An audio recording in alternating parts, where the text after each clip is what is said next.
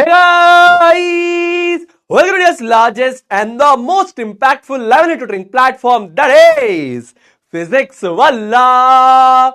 तो मेरे प्यारे बच्चों, मेरे प्यारे भाइयों और बहनों, अगर अपने प्यारे प्यारे सुनील भैया को यहां पर देख पा रहे हैं एंड सुन पा रहे हैं तो एक बार चैट बॉक्स में फटाफट से लिख देंगे क्या? एक बार चैट बॉक्स में फटाफट से लिख देंगे भारत माता की जय। एक बार फटाफट से भारत माता की जय लिख देंगे into the chat box. Please right Bharat माता की जय इनटू द चैट बॉक्स। अगर आप लोग मुझे देख पा रहे हैं, मुझे सुन पा रहे हैं, मेरे सारे प्यारे प्यारे भाई बहन एक बार भारत माता की जय लिख देंगे। क्या हाल चाल है? मयंक, यथार्थ, अविका, गौरव, श्रुति, हस्ती, स्नेहा, अग्रिम, संध्या, तपस्या, सोहम, क्या बात है, आर्यन, रुचि, अंकित, बहुत बढ़िया बहुत बढ़िया बहुत बढ़िया। तो आप सभी मेरे प्यारे प्यारे छोटे छोटे भाई बहनों का दिल से स्वागत है इंडिया के सबसे बड़े और सबसे बेहतरीन से प्लेटफॉर्म पर जिसका नाम है फिजिक्स वाला। मैं हूं आपका दोस्त, आपका मेंटर, आपका बड़ा भाई सुनील भैया। तो भैया आज की क्लास में हम लोग क्या करने वाले हैं? आज की क्लास में हम लोग पढ़ने वाले हैं कि रिएक्टिविटी सीरीज कैसे बनी, उसका पार्ट नंबर 3 है। लेकिन साथ ही साथ मैं आपके कुछ डाउट्स जो आ रहे हैं उसको भी क्लैरिफाई आपको करके दूंगा। और ये डाउट्स आपके दिमाग में आ रहे हैं क्योंकि अपन बहुत डेप्थ में अच्छे से पढ़ाई कर रहे हैं। ठीक है जी सुनील भैया। तो अगर अभी तक आपने मेरे टेलीग्राम चैनल को ज्वाइन नहीं करा है तो फटाफट से ज्वाइन कर लीजिए। एंड नाउ आज क्या क्या डिस्कशन होगा? सबसे पहले बेटा करेंगे डाउट सॉल्विंग। पूरा फोकस यहां पे, सबसे पहले डाउट सॉल्विंग बेटा, ठीक है जी सुनील भैया। फिर reaction of metal with dilute acid, ठीक है, इसका एक्सपेरिमेंट भी आपको करा के दिखाऊंगा। मैं कोशिश करूंगा कि बढ़िया से एक्सपेरिमेंट से आपको ये चीज समझाऊं। उसके बाद reaction of metal with solutions of other metals, उसके बाद reaction of non metals with oxygen and water, and then सबसे आखिरी में इंसानियत का ज्ञान जो आपको बनाएगा बेहतर बेहतर इंसान। और आज की ये जो प्रेजेंट कंडीशंस है इसको देखकर मेरे को लगता है कि इस इंसानियत के ज्ञान की जरूरत शायद हर एक इंसान को है, क्योंकि जो दरिद्रता फैलती जा रही है, जो क्रुएल्टी फैलती जा रही है, लोग इंसान बन ही नहीं रहे ना। मतलब अब इंसान जो है वो जानवर बन चुका है। मतलब जानवर से ही इंसान बने थे, अब वो इंसान वापस जानवर प्रवृत्ति पे जा चुके हैं। तो वो चीज के लिए आपको इंसानियत सिखाने के लिए ज्ञान की बहुत ज्यादा जरूरत है। और इस कम उम्र में ही मैं चाहता हूं कि मैं आपके दिल दिमाग में सारी बातें उतार दूं। पढ़ाई करके नंबर लाकर तो बहुत बढ़िया अच्छी बात है बेटा, लेकिन अगर आप एक अच्छे इंसान बन जाओगे तो मुझे लगता है आप ज्यादा बेटर तरीके से सोसाइटी को सर्व कर पाओगे, लोगों की मदद कर पाओगे। तो ये बहुत बहुत जरूरी हो गया आज के इस काल में। कलयुग में हम एंटर कर रहे हैं, लोगों के अंदर धर्म और अधर्म एक साथ जिंदा है, और कुछ लोगों का अधर्म उन पे धर्म पे इतना ज्यादा भारी हो जाता है कि वो पापी बन जाते हैं, पापी। बहुत ज्यादा धर्म बढ़ता जा रहा है। आप ही कल का फ्यूचर है, इसीलिए आपको एक ज्ञान सिखाना बहुत जरूरी है। ये आप सीखेंगे तो आपके अंदर धर्म वाला फैक्टर बढ़ेगा और अधर्म वाला फैक्टर घटेगा, और वही सबसे ज्यादा जरूरी है बेटा।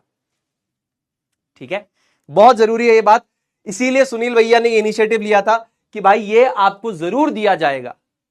शायद ये परमात्मा ने मेरे दिमाग में थॉट डाला, उन्हीं की कृपा है, उन्हीं का आशीर्वाद है कि मैं आपसे बातें करता हूं। और ये मुझे भी बाधित करता है कि मैं कुछ गलत ना करूं, संसार में लोगों के साथ, समाज में कुछ गलत ना करूं, अपने ऊपर भी काम करूं, जो चीजें मैं आपको बता रहा हूं। और बहुत जरूरी है नंबर लाना, पढ़ाई करना, ये तो चलो बात की बातें हैं यार, है ना। पढ़े लिखे लोग भी संसार में किस प्रकार लोगों को परेशान कर रहे हैं, लोगों की जिंदगियां ले रहे हैं, वो आप खुद देख रहे हैं अपनी आंखों से। तो पढ़ाई लिखाई कभी भी आपका ये वैलिडेशन नहीं था, ना है और ना होगा कि इंसान सभ्य है, ये इंसान संस्कारी है। कभी इस चीज का वैलिडेशन नहीं होता। ये हमेशा मैं आपको कहता था। अब आपको शायद केसेस और इंसिडेंट्स देख के समझ में आ रहा होगा।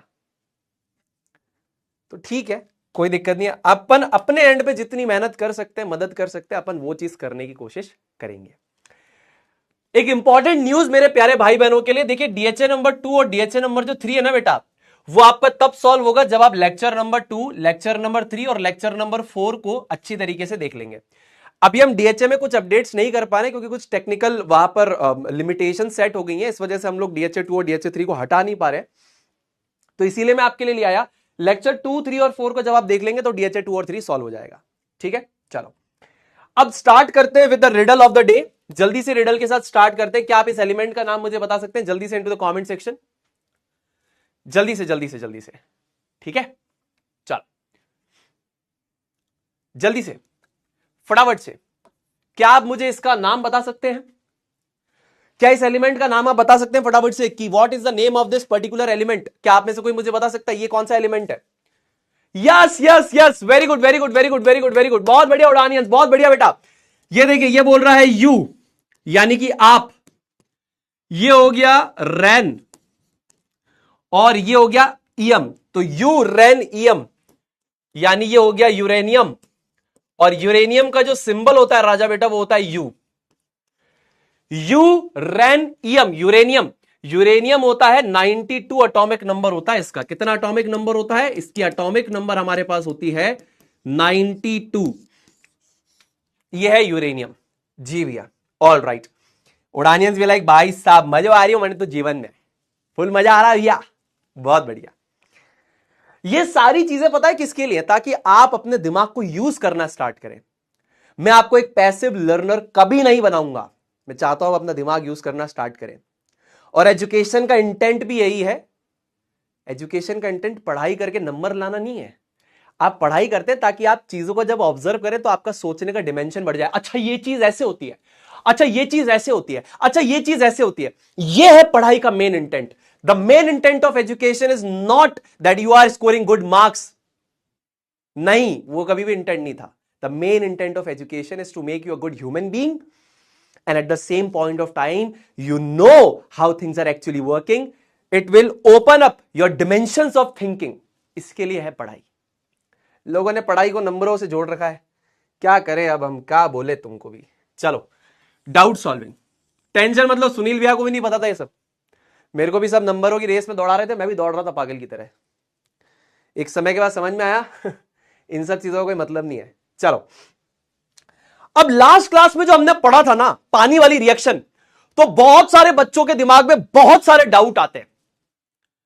वो बोलते सुनील भैया फर्स्ट चैप्टर में जो रिएक्टिविटी सीरीज हमने पढ़ा था, उस रिएक्टिविटी सीरीज में तो मैग्नीशियम हाइड्रोजन से ऊपर है, तो फिर मैग्नीशियम हाइड्रोजन को डिस्प्लेस क्यों नहीं कर पाता अगर ठंडा पानी हो? तो ये जो आपके दिमाग में डाउट्स आ रहे हैं, इसीलिए मैंने आपको बोला था कि कुछ रिएक्शंस टेम्परेचर डिपेंडेंट भी होती हैं, और उसी के बेसिस पे आपकी रिएक्टिविटी सीरीज का ऑर्डर बना है, उस ऑब्जर्वेशन के बाद बना है।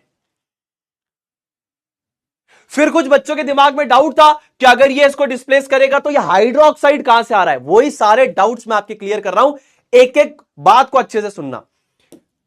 तो देखिए, स्टार्ट करता हूं with a very basic thing. Chat को यहां पर बंद करूंगा, पूरा फोकस यहां पे स्मार्ट बोर्ड पे होना चाहिए। देखो, बच्चों ने बोला सुनील भाई आपने पोटेशियम की रिएक्शन कराई H2O से, पोटेशियम ज्यादा रिएक्टिव होगा क्योंकि इन रिएक्शंस की ऑब्जर्वेशन करने के बाद, मतलब जो इन रिएक्शंस को देखने के बाद हमने रिएक्टिविटी सीरीज बनाई है। तो जिन्होंने भी रिएक्शन को देखा उन्होंने ये ऑब्जर्व करा कि भाई पोटेशियम इससे ज्यादा रिएक्टिव होता होगा, तो ये इसको डिस्प्लेस करके हाइड्रोजन गैस बनाता है, साथ में पोटेशियम ऑक्साइड बनाता है, साथ में हीट निकालता है और साथ में लाइट निकालता है। ये सभी को पता है, हीट और लाइट। अब इस हीट से हाइड्रोजन कैचेस फायर, ये आपको पता है, और लाइट कौन सी होती है? लाइलैक कलर की फ्लेम होती है, लाइलैक कलर्ड फ्लेम, जिससे कि आपका पोटेशियम को जब आपने पानी में डाला है तो हाइड्रोजन गैस इस लाइलैक कलर की फ्लेम से बर्न करती है। अब इसके पीछे की थोड़ी अंदर डीप केमिस्ट्री है कि कुछ पोटेशियम भी हीट की वजह से वेपराइज हो जाता है, इसकी वजह से एक लाइलैक कलर आता है। तो अभी आपको उसके अंदर नहीं जाना है, आप मेन कंसेप्ट पे रहे। Potassium is more reactive than the hydrogen of water, that's why potassium hydrogen को डिस्प्लेस करके क्या बनाता है? ध्यान से सुनना, पोटेशियम की ऑक्साइड बनाता है, साथ में हाइड्रोजन गैस, साथ में हीट, साथ में लाइट। लाइट एनर्जी किस में आती है? जब आपकी इस हीट से हाइड्रोजन गैस में आग लगेगी तो एक लाइलैक कलर की फ्लेम से पोटेशियम जलता है। तो एक्चुअली क्या पोटेशियम में आग लगती है? नहीं, हाइड्रोजन गैस जलती है with the lilac coloured flame. तो भैया किताब में ये रिएक्शन क्यों लिखी है? तो ऐसा है मेरे भाई, ये जो है this is soluble in water, soluble in water. अब ये क्योंकि आपका पानी में सोल्यूबल है बेटा, इसकी वजह से हम ओवरऑल रिएक्शन लिखते हैं पोटेशियम प्लस वाटर पोटेशियम यहां पर क्या करेगा, ऑक्सीजन के साथ बनाएगा पोटेशियम का ऑक्साइड जो पानी में सॉल्युबल है, इसीलिए बनेगा पोटेशियम हाइड्रोक्साइड। साथ में निकलेगी हाइड्रोजन गैस, साथ में निकलेगी हीट और साथ में निकलेगी लाइट। तो ये आपके पास बनती है ओवरऑल रिएक्शन। क्या बनती है, ओवरऑल रिएक्शन बनती है। यह है ओवरऑल रिएक्शन। तो आपको यह बात समझ में आनी चाहिए कि जैसे ही पोटेशियम पानी के साथ रिएक्ट कर रहा है, पोटेशियम हाइड्रोजन को डिस्प्लेस कर देता है और यहां पर बनता है पोटेशियम का ऑक्साइड। पोटेशियम का ऑक्साइड पानी में सॉल्युबल है तो बनता है पोटेशियम हाइड्रोक्साइड। तो यह फाइनल इक्वेशन आपको एग्जाम में लिखनी होती है। समझ में आई बात जी। तो यहीं से एक इंपॉर्टेंट कंक्लूजन आपके दिमाग में आना चाहिए। This is something which is important, जो मैंने लास्ट क्लास में भी बताया था, फिर से बता देता हूं। कौन कौन से मेटल ऑक्साइड्स पानी में सॉल्युबल होते हैं? Potassium oxide, sodium oxide, calcium oxide, magnesium oxide. ये 4 ऑक्साइड्स अभी आपके कोर्स में, जिनको आपको याद रखना है, that are soluble in water and they form the metal का हाइड्रोक्साइड। तो ये 4 मेटल के ऑक्साइड्स जब भी आपके बनेंगे, यानी कि जब आपकी मेटल की रिएक्शन पानी से होगी और मेटल की ऑक्साइड बनेगी, मान लीजिए पोटेशियम की ऑक्साइड, मान लीजिए सोडियम की ऑक्साइड, मान लीजिए कैल्शियम की ऑक्साइड, मान लीजिए मैग्नीशियम की ऑक्साइड, तो वो पानी में डिसॉल्व हो जाएगी and it will form the metal hydroxide. Example के तौर पे calcium oxide plus water will gives calcium hydroxide. एक और, potassium oxide plus water will gives potassium hydroxide. ये एग्जाम्पल के तौर पे आपको पता होना चाहिए। 2 potassium, 2 oxygen, 2 oxygen, 2 hydrogen, 2 hydrogen, ये रिएक्शन होगी। एक calcium, 2 oxygen, 2 oxygen, 2 hydrogen, 2 hydrogen, ये बैलेंस्ड है। ये रिएक्शन आपको समझ में आनी चाहिए। तो मैंने यहां पर जो 2 बातें बोली है, वो मैं कामना करता हूं आपको अच्छी तरीके से यहां पर समझ में आई होगी। तो पहला डाउट जो था कि सुनील भैया हाइड्रोक्साइड कैसे आया, मैंने लास्ट क्लास में भी कवर किया था, अभी फिर से कवर कर रहा हूं कि मेरे भाई ये जो मेटल का ऑक्साइड है पानी में सॉल्युबल है तो बनेगा मेटल का हाइड्रोक्साइड। तो पोटेशियम रिएक्ट विद वाटर, यहां पर हाइड्रोजन को डिस्प्लेस करके बनाएगा पोटेशियम ऑक्साइड, जो पानी में सॉल्युबल है तो बनेगा पोटेशियम हाइड्रोक्साइड, साथ में हाइड्रोजन बाहर, साथ में हीट और लाइट। इस हीट की वजह से हाइड्रोजन गैस में आग लग जाती है, लाइट होती है लाइलेक कलर की फ्लेम। सिंपल सी बात है, ठीक जी। और डाउट्स आपके क्लियर करता हूं बढ़िया तरीके से, और डाउट्स क्लियर करता हूं। इतनी बात आपको समझ में आ गई क्या? बढ़िया कंसेप्ट क्लैरिटी देकर भेजूंगा। इतनी बात समझ में आ गई तो एक बार आए भैया लिख दो, हैप्पी रक्षाबंधन भैया। अरे बेटा हैप्पी रक्षाबंधन, ठीक है। जल्दी से बताओ, ये बात समझ में आ गई क्या सभी को? 2 पोटेशियम 4 हाइड्रोजन, 2 और 2 4 हाइड्रोजन, 2 ऑक्सीजन और 2 ऑक्सीजन, ये बात समझ में आ गई क्या? समझ में आ गई? समझ में आ गई सभी को? क्लियर है, चलो बहुत बढ़िया, वेरी गुड। अब और मिसकंसेप्शन क्लियर करता हूं मैं आपके, ताकि आपके दिमाग में एक रियल कंसेप्ट हो और आपको कोई भी हरा ना पाए इस कंसेप्ट में। तो सबसे पहली बात, बच्चे बोलते हैं कौन ठंडे पानी से रिएक्ट कर रहा है, कौन गर्म पानी से कर रहा है, कौन स्टीम से रिएक्ट कर रहा है। मैंने आपको बताया था, आपको याद होगा, metal which reacts at a lower temperature than another metal बेटा, यानी कि एक धातु जो एक लोअर तापमान, एक कम तापमान पे रिएक्ट कर ले एक दूसरे धातु के कंपैरिजन में। यानी ए मेटल बहुत कम टेम्परेचर पे रिएक्ट कर रहा है लेकिन बी नहीं कर रहा, इसका मतलब ए ज्यादा रिएक्टिव है बी से। मैंने पढ़ाया हुआ ये बात। तो metal which reacts at a lower temperature than another metal which doesn't react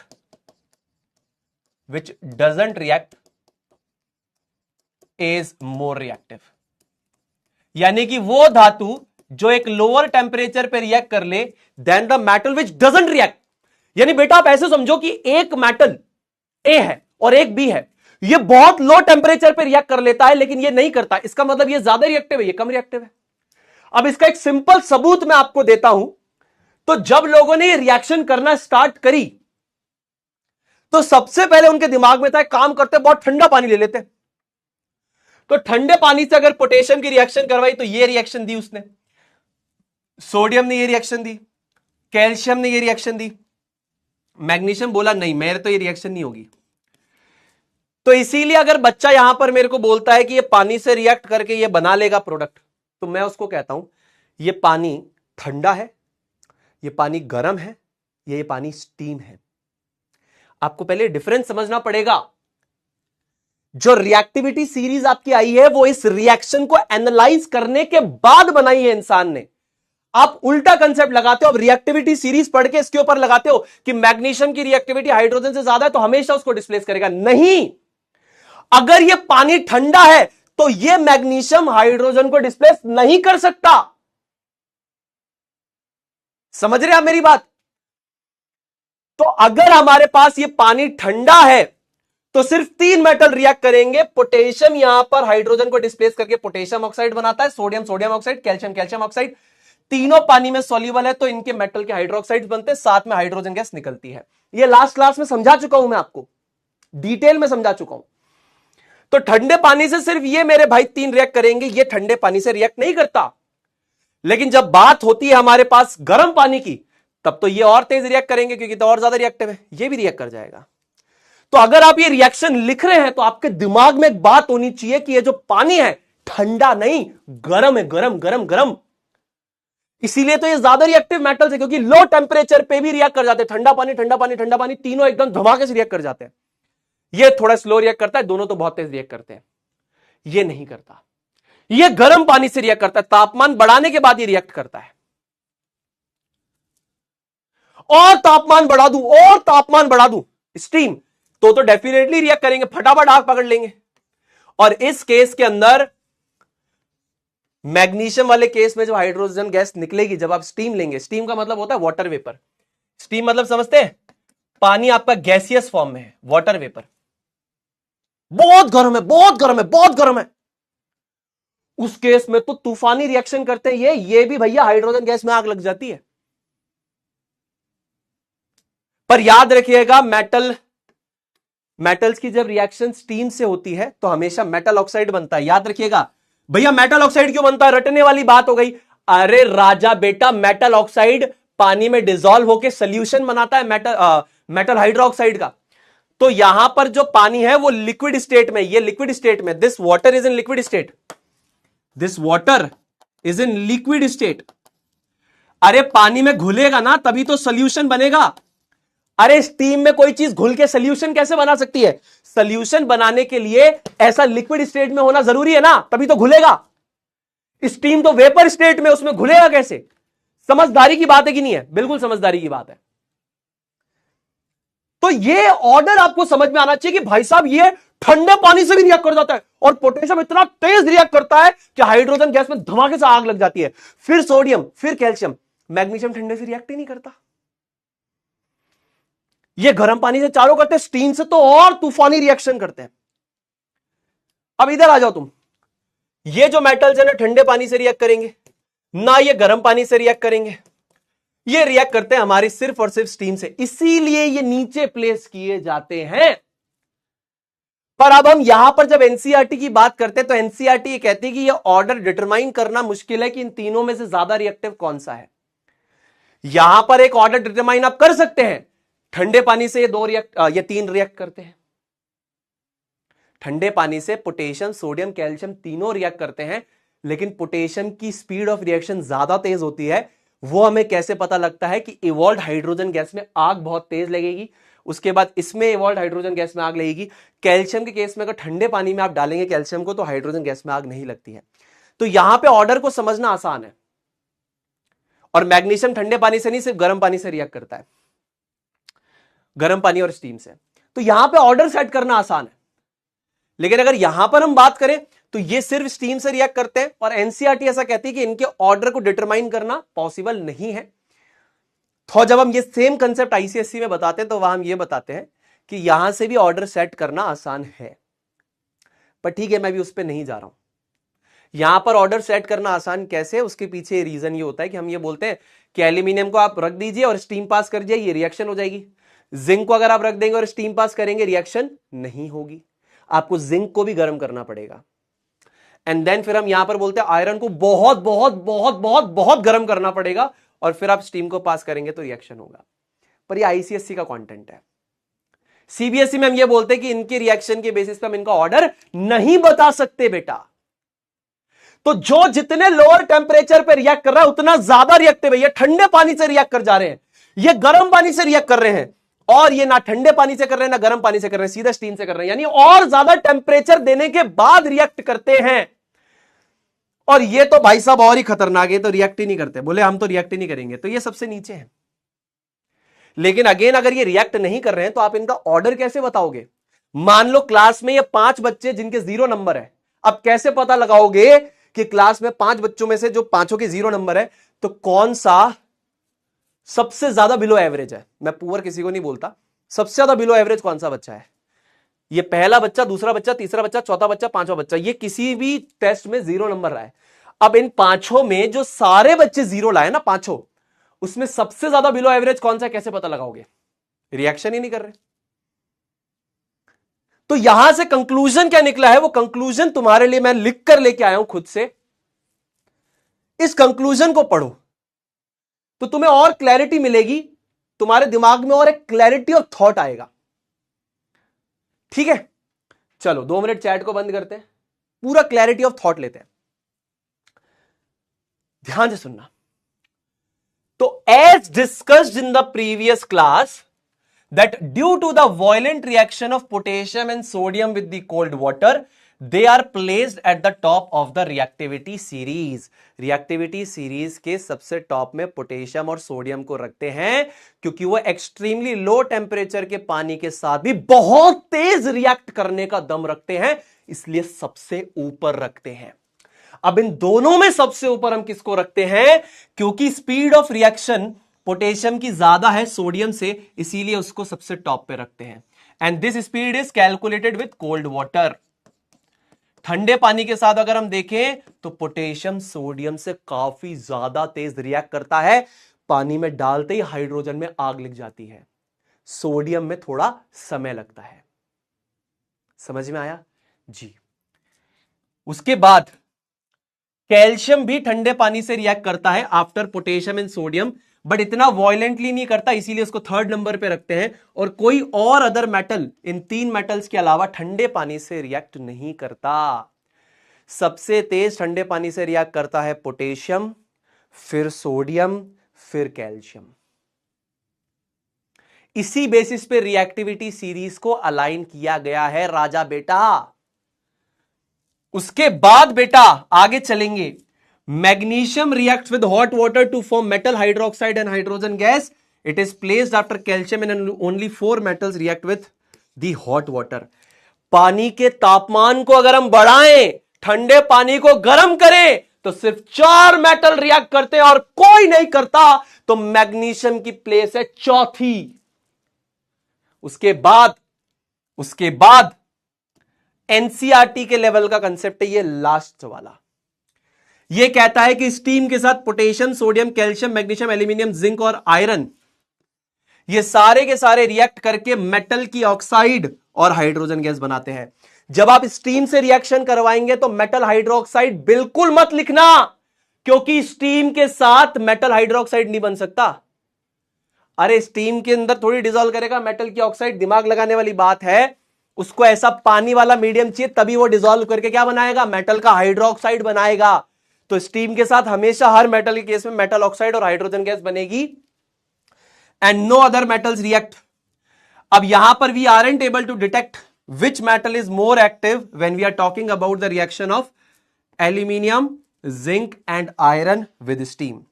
तो यहां से सिर्फ हम 4 मेटल्स को अरेंज कर पाएंगे। वो 4 मेटल्स कौन से हैं? सबसे रिएक्टिव है पोटेशियम, देन है सोडियम, देन है कैल्शियम, देन है मैग्नीशियम। स्टीम से रिएक्ट करने वाले जो 3 मेटल्स हैं, हम उनके ऑर्डर को नहीं डिसाइड कर पाते एनसीईआरटी लेवल पे। आईसीएससी के केस में हम अलाइन करते हैं उसको। अगर मैं आपको वो बताऊंगा तो आप फिर मेरे से गुस्सा हो जाओगे, इसीलिए नहीं बता रहा। ठीक है, मैं नहीं चाहता कि आप दुखी हो जाओ, इसीलिए मैं आपको एनसीईआरटी कंसेप्ट दे रहा हूं। बट मैंने आपको बता दिया कि इनका ऑर्डर भी डिटरमाइन किया जा सकता है on the basis of steam, but ठीक है, अभी उस पर नहीं जाएंगे। ठीक है ना? तो अगर पानी के साथ हम बात करें तो we are only able to arrange these 4 metals. ठीक है जी सुनील भैया। अब इतनी बात अगर आपको समझ में आ गई है, आपके कुछ डाउट्स थे बच्चों के वो क्लियर हो गए हैं, तो एक बार कमेंट सेक्शन में आए भैया लिख दो, एक बार आए भैया लिख दो कि सुनील भाई तुम्हारी बात जो है हमारी बुद्धि में बैठ चुकी है, मजा आ रहा है। चलो बेटा बता दूंगा तो फिर फालतू का तुम गुस्सा करोगे, आईसीएससी वाला कंसेप्ट क्यों बताया। देखो मैं ओरली तुमको बताता हूं, तुम मेरी बात से समझदार हो, समझ जाओगे। देखो एल्यूमिनियम को अपन नॉर्मल रख के अगर स्टीम पटकेंगे ना उस पर तो रिएक्ट कर लेगा, लेकिन अगर मैं जिंक को रख के स्टीम पटकूंगा ना तो रिएक्शन नहीं करेगा। जिंक बोलेगा मेरे को गर्म करो, मेरे को गर्म करो, मेरे को गर्म करो, मेरे को गर्म करो, तो वहां पर मेटल को भी गर्म करना पड़ेगा। अभी तक तुम मेटल को गर्म नहीं कर रहे थे ना, जिंक बोलेगा मेरे को तुम गर्म करो तो मैं स्टीम से रिएक्ट करूं। आयरन बोलेगा बेटा मैं तो इससे भी खतरनाक हूं, मैं तो इससे भी नॉटी हूं, मेरे को तुम इतना गर्म करो कि मैं लाल हो जाऊं, लाल, और जब मैं लाल हो जाऊं तब तुम मेरे पे स्टीम पास करना, तब मैं रिएक्शन दूंगा। तो इससे हम बोलते हैं कि भैया एल्यूमिनियम तो नॉर्मल स्टीम से रिएक्ट कर जा रहा है, जिंक को गर्म कर रहे हैं तो स्टीम से रिएक्ट कर रहा है, और आयरन को तो बहुत ज्यादा गर्म करना पड़ रहा है तब स्टीम से रिएक्ट कर रहा है। तो वहां से भी ऑर्डर आपका सेट हो जाता है। बट एनसीईआरटी कहती है मैं तो रिएक्शन विद डाइल्यूट एसिड से बताऊंगा, तो रिएक्शन विद डाइल्यूट एसिड से बता देता हूं। आगे का ऑर्डर डिटरमाइन करने के लिए हम मेटल्स की रिएक्शन डाइल्यूट एसिड के साथ पढ़ लेंगे, साथ ही साथ मेटल की reaction salt solution of other metals के साथ पढ़ लेंगे, कोई दिक्कत वाली बात नहीं है, ठीक है ना। हाँ मैंने आपको सीबीएसई वाला बता दिया है, आईसीएसई वाला भी ओरली मैंने आपको बता दिया है, क्लियर है बात जी। Reaction of metals with dilute acids, reaction of metals with dilute acids.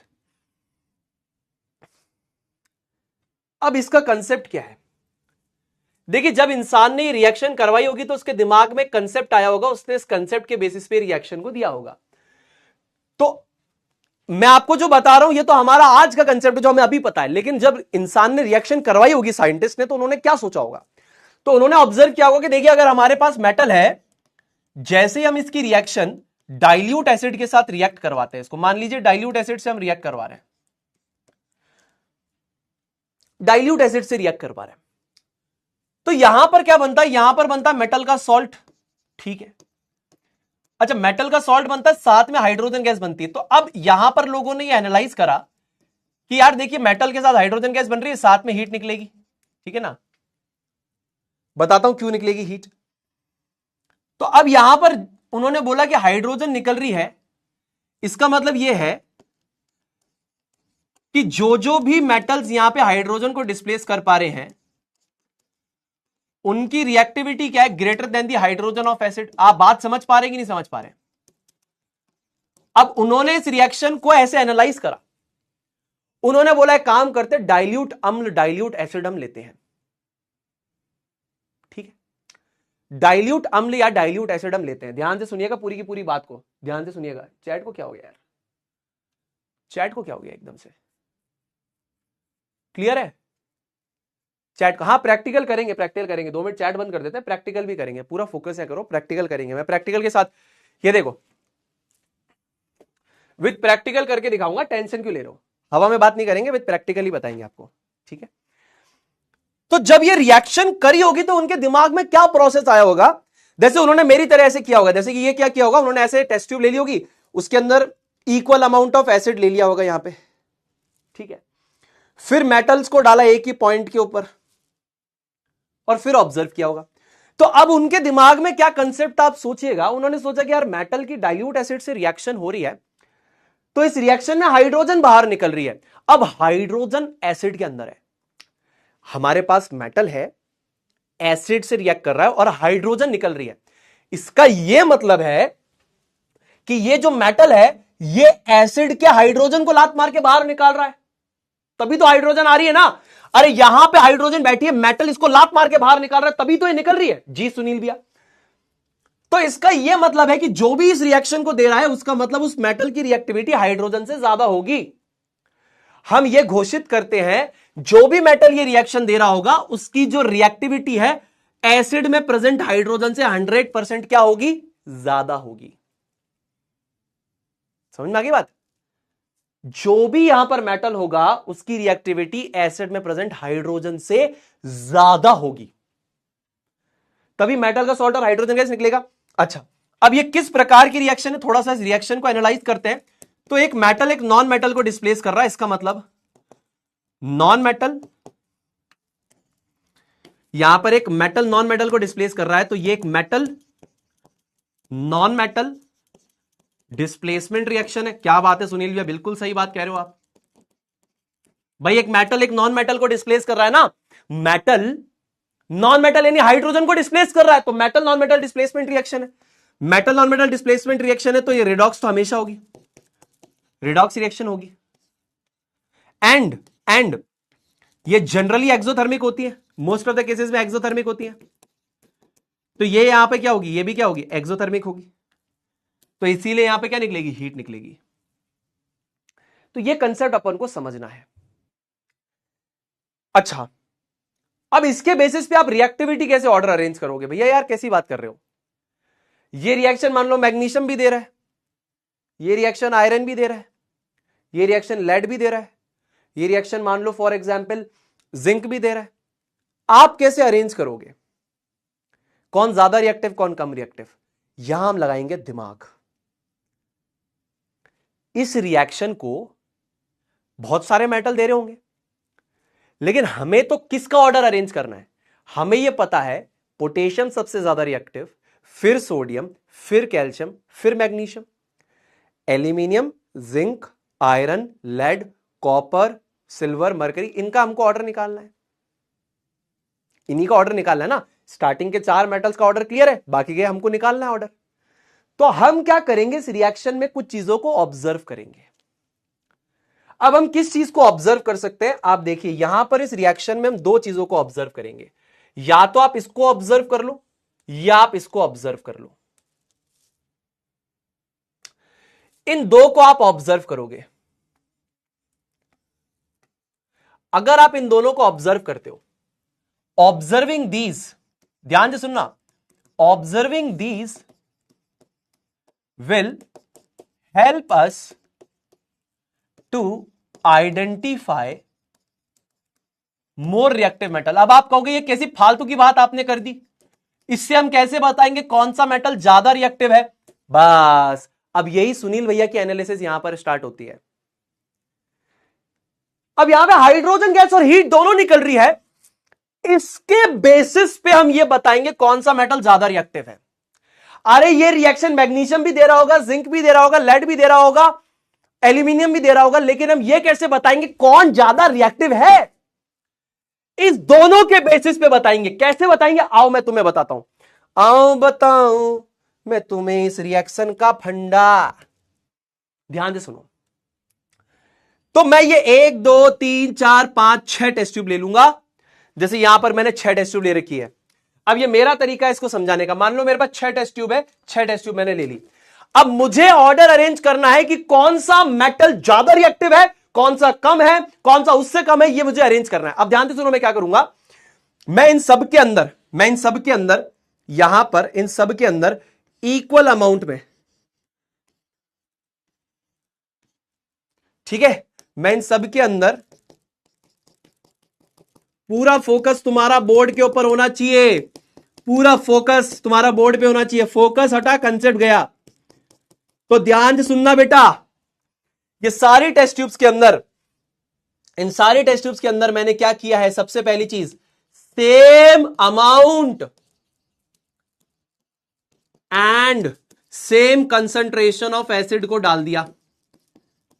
Same amount and same concentration of acid, मतलब इन सब के अंदर मान लो मैंने 50 मिलीलीटर फॉर एग्जाम्पल मैंने क्या डाल दिया, हाइड्रोक्लोरिक एसिड, जिसकी कंसंट्रेशन सेम है। सबके अंदर सेम अमाउंट ऑफ और सेम कंसंट्रेशन ऑफ एसिड डाल दिया, ठीक है। अब यहां पर मैं क्या करने वाला हूं,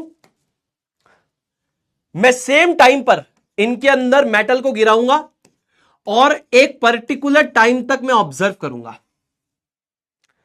मैं क्या करूंगा,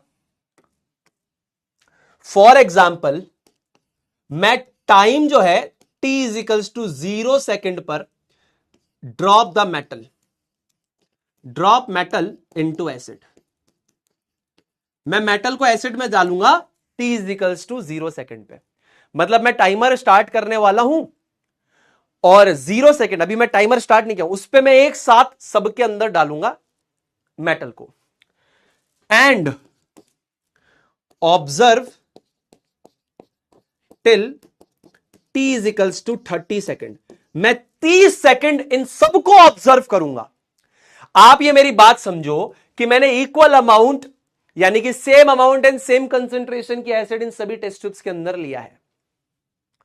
t is equals to 0 second में ठक ठक ठक ठक एक साथ सबके अंदर मैंने मेटल को गिराया और मैंने 30 सेकेंड तक ऑब्जर्व किया। कितने सेकंड तक? 30 सेकंड तक। अब इनमें मेटल कौन कौन से गए? जैसे फॉर एग्जांपल इसमें मैंने मैग्नीशियम डाला, इसमें मैंने एल्यूमिनियम डाला, magnesium, aluminium, zinc, iron, lead, और इसमें आप डाल दीजिए मान लीजिए कॉपर, सिल्वर, गोल्ड डाल दीजिए। अब मैं यहां पर क्या ऑब्जर्व करूंगा कि मैंने same amount and same concentration of acid लिया, तो एसिड की गलती तो है नहीं। अब मैं यहां पर मेटल्स को सेम टाइम पे इन 6 टेस्ट ट्यूब में मेटल गिराऊंगा टपाक, और मैं 30 सेकंड ऑब्जर्व करूंगा। अब जो ज्यादा रिएक्टिव होगा वो ज्यादा तेज रिएक्ट करेगा और ज्यादा हाइड्रोजन निकालेगा, काम खत्म। ये कंसेप्ट है यहां पे। बात समझे कि नहीं समझे? तो केमिस्ट्री में लॉजिक होता है, लेकिन बताया उस तरीके से जाता है कि आपको रटना पड़ता है, लेकिन इसमें लॉजिक है। This is something which is very logical. आप ध्यान से दिमाग लगाओ। तो यहां पे the more reactive metal do not react with the same vigour with acids and it can be understood in terms of the rate of effervescence of hydrogen gas, यानी एक तरीके से speed of formation of hydrogen gas, speed of formation of hydrogen gas. तो हम क्या करेंगे, time हमारे पास 0 से लेकर 30 सेकंड, 30 सेकंड तक हम इन सबको ऑब्जर्व करेंगे। मतलब टाइम मान लो 0 सेकंड है और सबके अंदर ठक ठक ठक ठक मैंने मेटल्स को गिराया, 30 सेकंड में ऑब्जर्व करूंगा। जो ज्यादा रिएक्टिव होगा ज्यादा तेज रिएक्ट करेगा, ज्यादा तेज रिएक्ट करेगा तो क्या होगा, क्या होगा? ज्यादा जल्दी प्रोडक्ट बनाएगा ना, ज्यादा जल्दी प्रोडक्ट बनाएगा। Speed of the formation of hydrogen gas, ठीक है ना। Rate of effervescence of hydrogen gas क्या है? Speed of the formation of hydrogen gas. तो जो ज्यादा रिएक्टिव मेटल होगा जल्दी हाइड्रोजन निकालेगा और जो कम रिएक्टिव होगा वो धीरे धीरे निकालेगा। तो यहां पर सिंपल सी बात क्या है, मोर reactive metal produces hydrogen bubbles faster.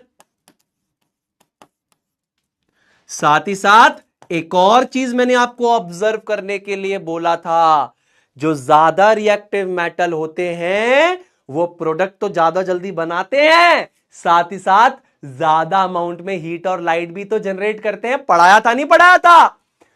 तो मोर reactive metal produces more heat. तो इसीलिए मैंने आपको कहा कि आप दो चीजों को ऑब्जर्व करके यह बता सकते हैं कि कौन ज्यादा रिएक्टिव है।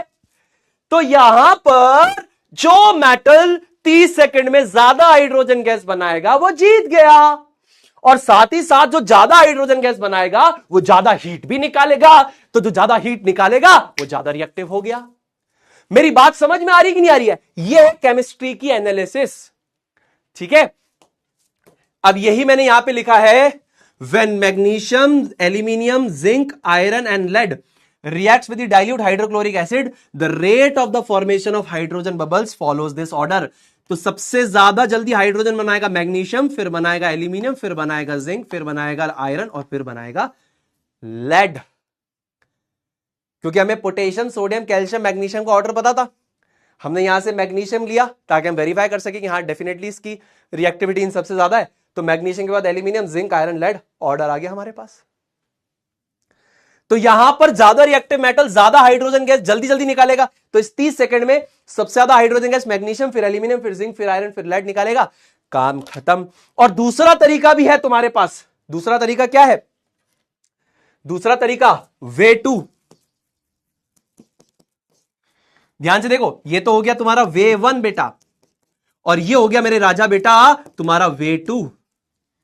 तो इसमें आप क्या कर दीजिए, आप सारे टेस्ट ट्यूब्स के अंदर एक थर्मामीटर डाल दीजिए। 30 सेकंड में जो ज्यादा हीट निकालेगा, भाई जो मेटल ज्यादा रिएक्टिव होगा, ज्यादा तेज रिएक्ट करेगा, ज्यादा हीट निकालेगा, तो जिसमें थर्मामीटर के टेंपरेचर में सबसे ज्यादा राइज, वो ज्यादा रिएक्टिव मेटल। काम खत्म। We can also identify the most reactive metal by placing a thermometer, यानी कि थर्मामीटर आप टेस्ट ट्यूब में डाल दीजिए उस पर्टिकुलर 30 सेकंड में जिसमें थर्मामीटर में टेंपरेचर की रीडिंग सबसे ज्यादा होगी। इसका मतलब वहां पर जो मेटल था ज्यादा रिएक्टिव था, क्योंकि ज्यादा रिएक्टिव मेटल ज्यादा तेज रिएक्ट करेगा तो ज्यादा अमाउंट में हीट भी निकलेगी।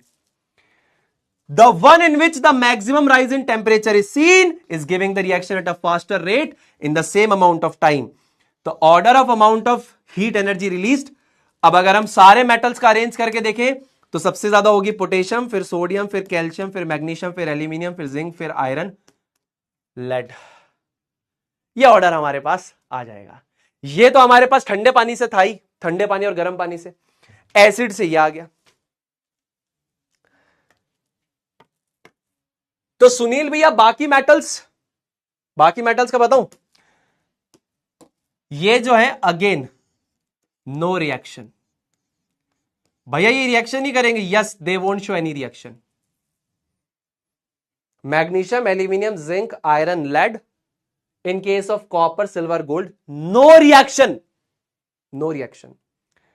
तो अगेन आप अरेंज कर सकते हो पोटेशियम को, देन सोडियम को, देन कैल्शियम को, देन मैग्नीशियम को, देन एल्यूमिनियम को, देन जिंक को, देन आयरन को, देन लेड को, एंड उसके बाद हाइड्रोजन को। एंड उसके बाद फिर आपके पास आ जाएंगे कॉपर, सिल्वर, गोल्ड। अभी आपको इनका ऑर्डर नहीं पता, आपको इनका ऑर्डर नहीं पता। पोटेशियम के बाद सोडियम, सोडियम के बाद कैल्शियम, कैल्शियम के बाद मैग्नीशियम, मैग्नीशियम के बाद एल्यूमिनियम, एल्यूमिनियम के बाद जिंक, जिंक के बाद आयरन, आयरन के बाद लेड, लेड के बाद हाइड्रोजन, हाइड्रोजन के बाद ये होंगे। क्यों? इनमें इतनी हिम्मत नहीं कि हाइड्रोजन को डिस्प्लेस कर पाए एसिड से। अभी प्रूफ करके भी दिखाऊंगा। ठीक है, क्लियर है बात? इतनी बातें अगर मेरी आपको समझ में आ रही है कि सुनील भाई जो तुम बोल रहे हो वो हमारी बुद्धि में जा रहा है, वो बातें लॉजिकल है, वो बातें समझदारी की हैं, तो एक बार कमेंट सेक्शन में लिख दो आए भैया, मजा आ रहा है सुनील भैया, अब केमिस्ट्री का एक्चुअल लॉजिक हमें मिल रहा है। ठीक है जी बेटा, हम जो यहां पर एक्सपेरिमेंटेशंस करेंगे वहां पर हम मरकरी को नहीं लेकर आ सकते। तो मैंने रिएक्टिविटी सीरीज में आपको मरकरी दिया है क्योंकि मेटलर्जी में वो काम आता है। अगेन मैं आपको एक चीज बता दूं, हम यहां पे जो भी रिएक्शंस के एनालिसिस कर रहे हैं ना तो मैं एक्सपेरिमेंटल पर्पस में मरकरी यूज कर सकता हूं। मरकरी कार्सिनोजेनिक, कैंसर कॉजिंग होता है बेटा, तो मैं उसको यहां पर लेकर नहीं आ सकता। और जो टेक्स्ट बुक्स में दे रखी है फिर उसमें तो बहुत सारे मेटल्स हैं, तो हम उतने मेटल्स की बात करेंगे जितने के हमारा काम हो जाए। आपका मरकरी यहीं पर ही आएगा, टेंशन मत लो, नीचे ही आएगा, हाइड्रोजन के नीचे ही आएगा मरकरी, टेंशन मत लो। पढ़ा है ना कुड़ीनाल कारमांगू अल्टो, जिसको फिर लेकर हम चले मथुरा साथ घूमने प्रतीक, सब नीचे ही आएंगे उससे, टेंशन मत लो, सब उसके नीचे आएंगे। ठीक है, अब देखो मैं आपको बहुत बढ़िया तरीके से, देखिए ये प्रैक्टिकल मैं भी फर्स्ट टाइम कर रहा हूं क्लास के अंदर, है ना, इस तरीके से सेटअप लगा के, तो कोऑपरेट करने की थोड़ी सी कोशिश करना आप लोग मेरे साथ। ठीक है, तो जो मैंने यहां पर आपको बताया, देखिए मैंने उसी एक सेटअप को यहां पर बनाने की कोशिश करी है। तो इस वाले में मैं मैग्नीशियम डालूंगा, इस वाले में एल्यूमिनियम, इस वाले में जिंक, इस वाले में आयरन, इस वाले में लेड और इस वाले में कॉपर। ये सेटअप जो है सेम ऐसा ही मैं यहां पर करूंगा। ठीक है, तो आपको दूसरे वाले कैमरा से मैं ये दिखा देता हूं। ठीक है बेटा, अरे भाई भाई भाई भाई भाई भाई भाई भाई भाई भाई भाई, मेटल गिर गई और मारो, मेटल गिर गई हो। चलो तो रेडी हो जाओ सारे के सारे एकदम, ठीक है ना। चलो सुनील भैया चालू करो, आ जाओ बेटा, आ जाओ आ जाओ। यस प्रैक्टिकल दिखा रहे हैं, प्रैक्टिकल दिखा रहे हैं, टेंशन मत लो।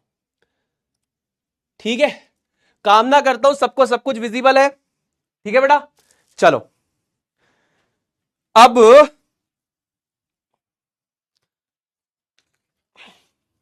देखो, सबसे पहले यहां पर एक चीज फोकस करना, ये एसिड कौन सा है, ये एसिड कौन सा है। So this is hydrochloric acid, ठीक है ना, हाइड्रोक्लोरिक एसिड है। अब ध्यान से अब देखो, ये है फ्यूम्स, फ्यूम्स ठीक है ना। Fumes are the unpleasant gases. तो सब में मैं same amount of hydrochloric acid डालने की कोशिश करूंगा, ठीक है ना। सब में same amount of hydrochloric acid डालने की कोशिश करूंगा मैं।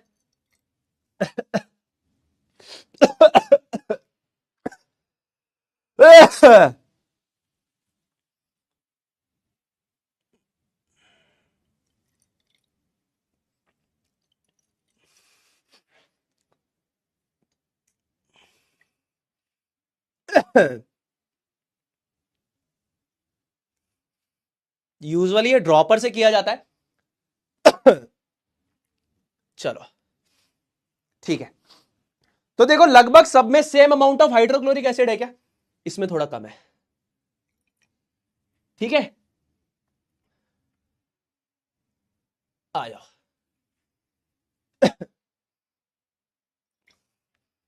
ठीक है, तो लगभग सब में same amount of hydrochloric acid है ना। तो अपन क्या करेंगे, अब अपन एक साथ तो सारे के सारे नहीं गिरा सकते, अपन एक साथ तो सारे के सारे नहीं गिरा सकते, वन बाय वन गिराएंगे, ठीक है। One by one upon metals को गिराएंगे, आप ऑब्जर्व करना, ठीक है, और फिर मुझे बताना, ठीक है ना। तो ये मेरे पास कौन सा मेटल है, ये मेरे पास है मैग्नीशियम का मेटल, ये मैग्नीशियम की रिबन है, ये मेरे पास मैग्नीशियम मेटल है, ठीक है। तो यहां पे मैं ले लेता हूं मैग्नीशियम का मेटल, साथ ही साथ ये मेरे पास है लेड मेटल, लेड कहां पे है, ये रहा, रखता जा रहा हूं मैं सारे के सारे सामने ताकि तुम्हें नजर आए, ये मैग्नीशियम हो गया।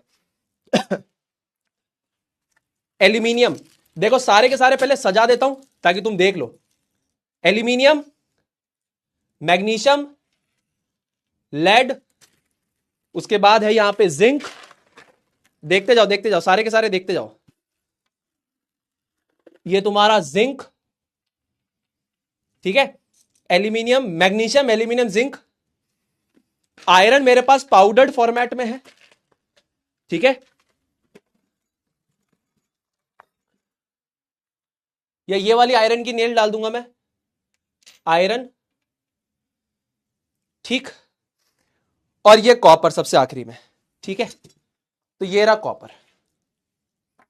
पहले सारे मेटल्स और रिएक्टेंट्स और प्रोडक्ट्स देख लो सारे के सारे, ठीक है, क्लियरली विजिबल है सभी को, क्लियरली विजिबल है, ये देखो HCl HCl HCl HCl HCl HCl, magnesium ribbon, aluminium, zinc, iron, lead और कॉपर, ठीक है भाई। चलो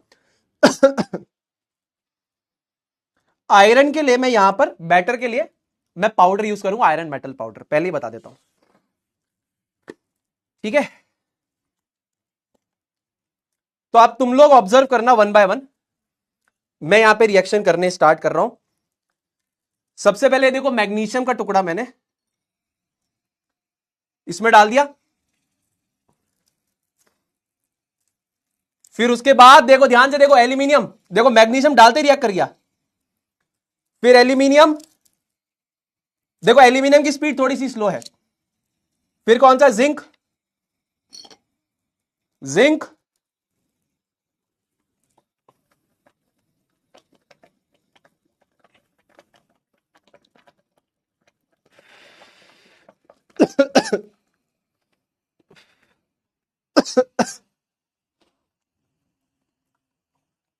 थोड़ा सा धुआं धुआं ज्यादा हो गया यार,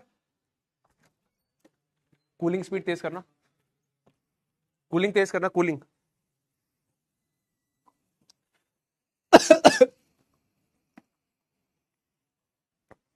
ये आयरन, ये तुम्हारा लेड। तुमको लगेगा भैया मैग्नीशियम धीरे रिएक्ट किया, बेटा मैग्नीशियम का पीस छोटा था, बहुत जल्दी डिसॉल्व होकर खत्म भी हो गया, ये देखो मैग्नीशियम की रिएक्ट जो स्पीड है ना ज्यादा, ये देखो ये मैग्नीशियम की स्पीड देखो सबसे ज्यादा है, मैग्नीशियम की स्पीड सबसे ज्यादा है, देखो ध्यान से देखो। और ये कॉपर, ये डाल के रख देता हूं, कुछ नहीं होगा, देखो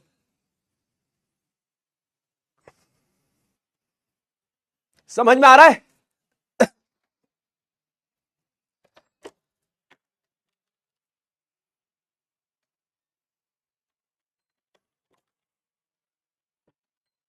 जल्दी से बताएंगे सारे के सारे बच्चे।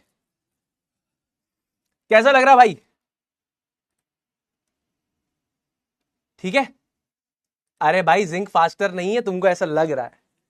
देखो मैग्नीशियम को डालते ही रिएक्शन, देखो मैग्नीशियम पूरा डिसॉल्व ही हो जाता है, ये देखो। ये देखो, डालते ही देखो रिएक्शन देखो।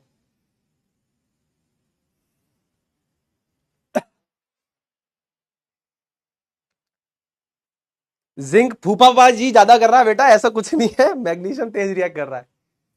ठीक है। ये देखो इनकी स्पीड देखो कितनी स्लो है।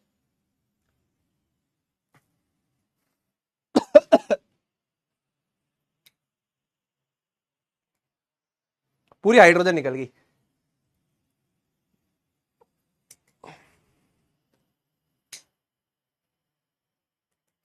पूरी निकल गई हाइड्रोजन तो। थोड़े लेट हो गए। क्लियर है? समझ में आ गया भैया?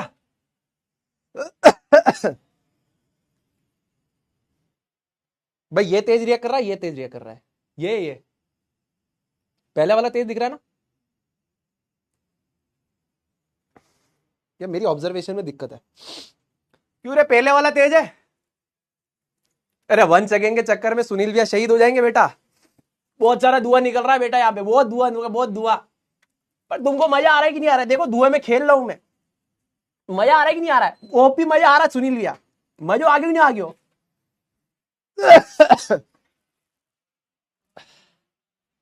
अरे भाई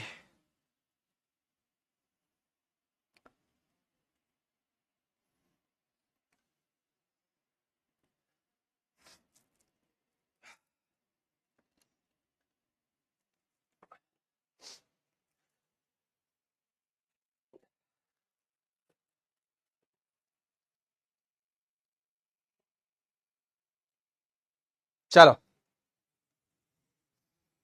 देखो, एल्यूमिनियम इज नॉट स्लो। ये देखो एल्यूमिनियम, किसी ने बोला एल्यूमिनियम इज स्लो, ये देखो एल्यूमिनियम इज स्लो है क्या? ये देखो aluminium is not at all slow, ये देखो aluminium is not at all slow. ये देखो रिएक्शन देखो बेटा, रिएक्शन स्पीड देख रहे हो? Aluminium is not at all slow. Don't under estimate the power of aluminium. ये देखो,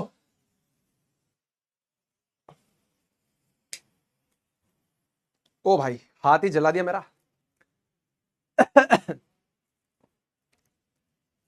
अरे धुआं धुआं हो गया भैया। हाँ। चलो यार इसको बाहर लेके जाते हैं अब। बेटा सोडियम डालूंगा तो निपट ही जाएंगे सब यहां पे। देखो एक बार डाल के भाग जाऊंगा मैं।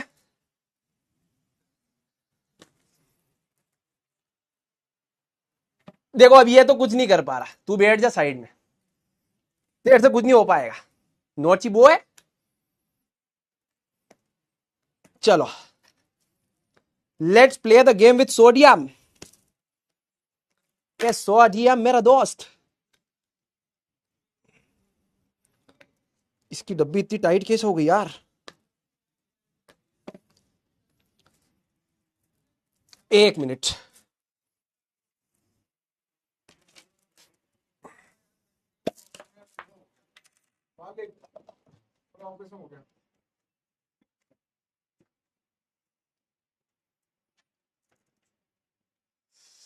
तो भाई देखो यार, पूरे ऑफिस में धुआं धुआं हो गया है तुम्हारे चक्कर में, मतलब एक्सपेरिमेंट के चक्कर में, तुम्हारे चक्कर में क्यों हुआ है?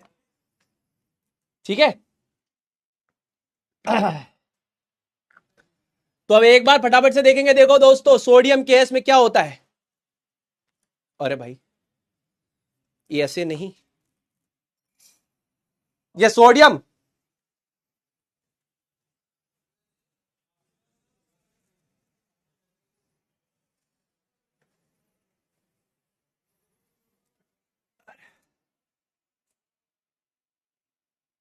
अरे भाई ये तो और ज्यादा तेज। क्या हो रहा है?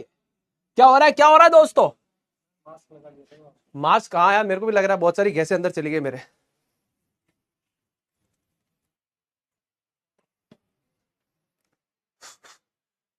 बहुत ज्यादा धुआं धुआं हो गया दोस्तों।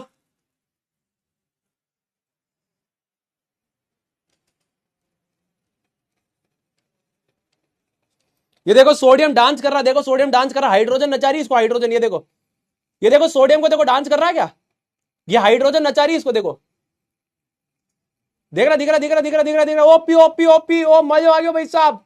The dance of sodium is OP, sodium dancing in the water, A sodium dancing in HCl, देखो देखो देखो देखो देखो, देख लो कैसे गोल गोल घूम रहा है, जिंग जिंग जिंग जिंग जिंग जिंग जिंग जिंग, देख लो देख लो देखो देखो देखो देखो, दिख रहा है, दिख रहा है कि नहीं दिख रहा? ओ भाई साहब मजा आ रही हो मैंने तो। ये हाइड्रोजन नचा रही, हाइड्रोजन देखो, हाइड्रोजन कैसे नचाती है, यो नचाती है लेकिन नाचने का नहीं, ये नाच रहा है।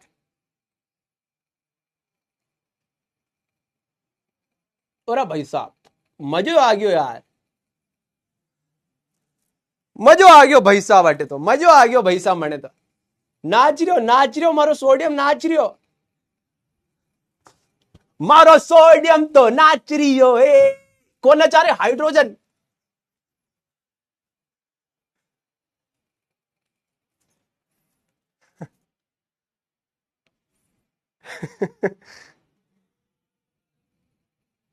और भाई साहब ये तो ये वो नहीं चल रहा, वो कौन सा होता है मौत का कुआं, सोडियम का मौत का कुआं, देख रहे हो कि नहीं देख रहे हो? मजा आ गया, मजा आ गया, बेओपी लग रही है। चलो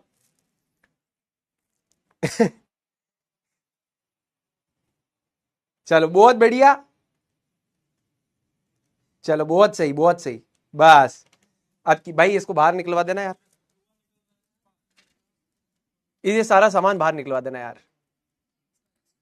चलिए दोस्तों अब थोड़ा सा सामान वामान उठवाएंगे, है ना, कि बहुत धुआं धुआं हो गया, मेरे सर में चढ़ गया धुआं, बहुत भारी हो जाएगा मेरा सर। ठीक है भाई ये बाहर ले जाओ यार, नहीं तो सर्वर फटफट ना जाए। चलो चलो दोस्तों इसको लेके चलते बाहर।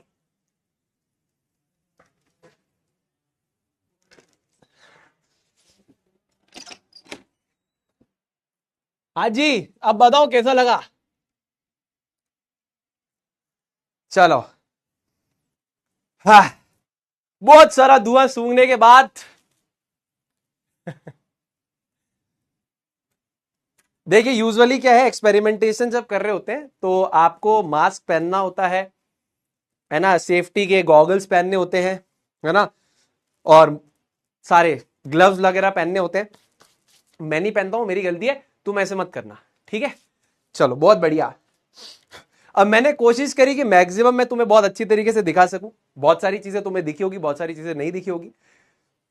देखिए जो आइडियल कंडीशंस में एक्सपेरिमेंट होते हैं ये उनकी ऑब्जर्वेशंस है, मैं आइडियल कंडीशंस यहां पर इतनी परफेक्टली जनरेट नहीं कर सकता, जितनी मैं जनरेट कर पाया उसके बेसिस पे मैंने आपको ये चीज प्रूव करने की कोशिश करी, ठीक है ना? चलिए बहुत बढ़िया, आगे चलेंगे और यहां पे नए कंसेप्ट के बारे में चर्चा करेंगे। तो अब ये मेटल प्लस डाइल्यूट एसिड का जो कंसेप्ट है सुनील भैया, क्या ये यूनिवर्सली अप्लाई होता है क्या? मजा आया ना, मजा आया, ठीक है। मैं इसको रिकॉर्ड करके अलग से भी अपलोड करवा दूंगा, टेंशन मत लेना, मैं इसको अलग से रिकॉर्ड करके भी अपलोड करवा दूंगा, मैं उसको रिकॉर्ड करके अलग से भी अपलोड करवा दूंगा, टेंशन मत लेना। कामना करता हूं कि इससे तुम्हें समझ में आ गई होगी, बहुत सारी चीजें क्लियर हो गई होगी, एक्सपेरिमेंटली और अपन चीजें क्लियर कर देंगे। दिल्ली में पोल्यूशन है आपकी वजह से, ओ बेटा बहुत बढ़िया, ये 2-4 धुआं निकले मेरी वजह से पोल्यूशन है। ओ भाई देखो बढ़िया चीज क्या, मेरी नाक खुल गई, इससे का नाक खुल जाती है, बढ़िया एकदम। ये क्या हो रहा है यार? चलो अब देखो reaction of metals with dilute acids. तो जब हमने अभी पढ़ा कि मेटल्स की रिएक्शंस डाइल्यूट एसिड के साथ हो रही है और उसके बेसिस पे हमने मेटल्स को अरेंज किया, तो क्या सुनील भैया आइडियली हर मेटल ऐसे रिएक्ट करेगा? What happens if the reaction takes place in the presence of dilute nitric acid? Sunil भैया अगर ये सेम रिएक्शन को मैं डाइल्यूट नाइट्रिक एसिड के साथ कराऊं तो क्या यह बात सत्य साबित होगी? तो मैं यहां पर बोलूंगा कि नहीं होगी, यहां पर हर मेटल केस में बात सत्य साबित नहीं होगी। Only metals like magnesium and manganese with very dilute nitric acid, they will produce the metal salt and side by side hydrogen gas। यानी आप क्या कहना चाह रहे हो? मैं ये कहना चाह रहा हूं कि जितने भी मेटल्स हैं उसमें से सिर्फ दो मेटल्स, एक आपका मैग्नीशियम और एक आपका मैग्नीज, ये मैंने क्या बोला, ये मैंने बोला मैग्नीशियम, और ये आपका मैग्नीज। देखिए इनके सिंबल्स जो आया ना, इसके पीछे भी केमिस्ट्री में लॉजिक है, मैं आपको बताता हूं। जैसे बर्जीलियस साहब की जो स्कीम है उसको हम फॉलो करते हैं केमिकल सिंबल्स लिखने के लिए। वो स्कीम कहती है कि उसके नाम का पहला लेटर जो कैपिटल होगा वो आप यूज करेंगे, आपने यूज कर लिया, ठीक है। अब उसके बाद अगर आप एम और एम लिखते तो ये एम का मतलब कब मैग्नीशियम होगा और एम का मतलब कब मैग्नीज होगा, ये आप नहीं बता पाते। तो फिर इसीलिए आप केमिकल सिंबल्स को दो लेटर से डिनोट करते हैं। तो इसका जो सेकंड लेटर है वो है ए, इसका भी सेकंड लेटर है वो है ए, इसको आप यूज नहीं करेंगे। थर्ड लेटर जो है वो जी, ये कॉन्सोनेंट है। क्या यहां पे थर्ड लेटर जी है? नहीं है, तो यहां पर आपने जी डाल दिया। यहां पे थर्ड लेटर है एन, तो यहां पर आपने एन डाल दिया। तो केमिस्ट्री में हर चीज के पीछे लॉजिक है। ऐसा नहीं है कि हवाबाजी में सिंबल्स आए, हवाबाजी में चीजें दी गई है। There is logic behind everything in chemistry, आपको बस जाकर उसे डिकोड करना है। तो बर्जीलियस साहब ने बोला था कि मान लीजिए आपके पास मैग्नीशियम है, मान लीजिए आपके पास मैग्नीज है, तो पहला लेटर जो होगा उनका, उसको आपको कैपिटल फॉर्म में लिखना है।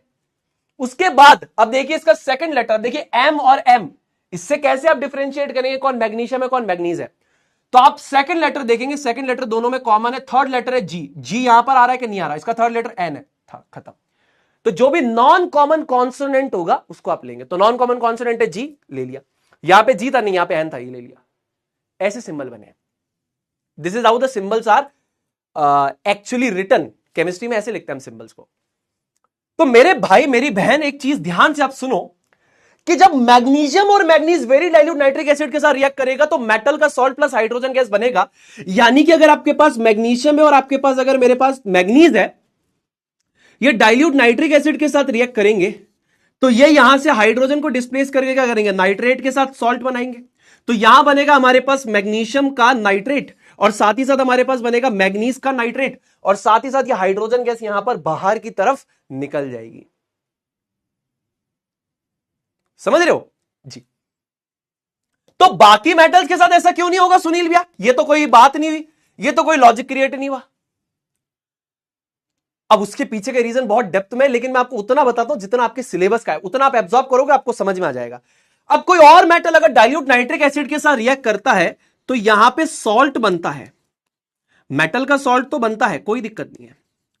सुनील भैया साथ में हाइड्रोजन बननी चाहिए, यस। अब आपको ऐसा लगता है कि हाइड्रोजन बनेगी, बनती भी है, पर क्योंकि ये डाइल्यूट नाइट्रिक एसिड जो है, ये डाइल्यूट नाइट्रिक एसिड जो है, ये काफी ज्यादा स्ट्रॉन्ग ऑक्सीडाइजिंग एजेंट है। क्या है?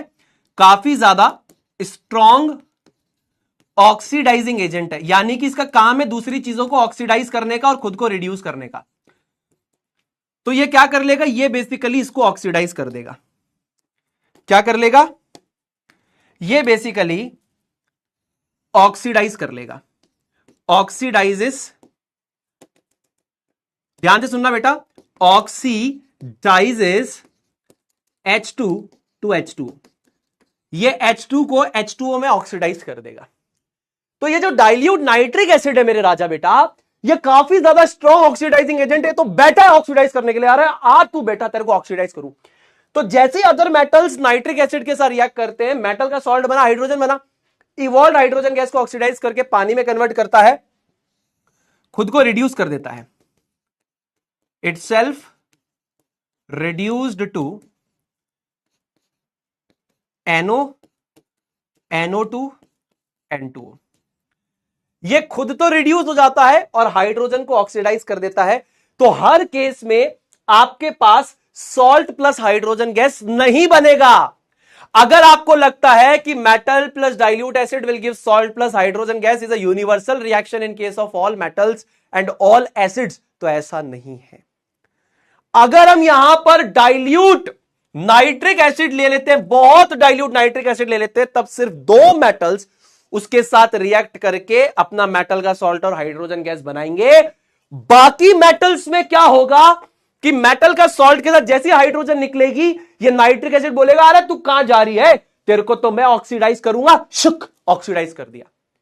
अब उसको ऑक्सीडाइज किया तो खुद को रिड्यूस करेगा और खुद को रिड्यूस करके इसमें कन्वर्ट कर लेगा। ठीक है, क्लियर है बात? चलो बहुत बढ़िया, वेरी गुड। अब एक और आपको लिक्विड के बारे में बताता हूं, इसके बारे में आप अपने परिवार वालों को चेतावनी दीजिएगा, है ना। हमारे यहां तो बहुत घूमते हैं ये वाला लिक्विड लेके, केमिस्ट्री का इस्तेमाल करके लोगों को चूना लगा के चले जाते हैं। इसे बोलते हैं aqua regia, aqua regia, aqua regia. अब ये क्या है? बहुत बढ़िया चीज है।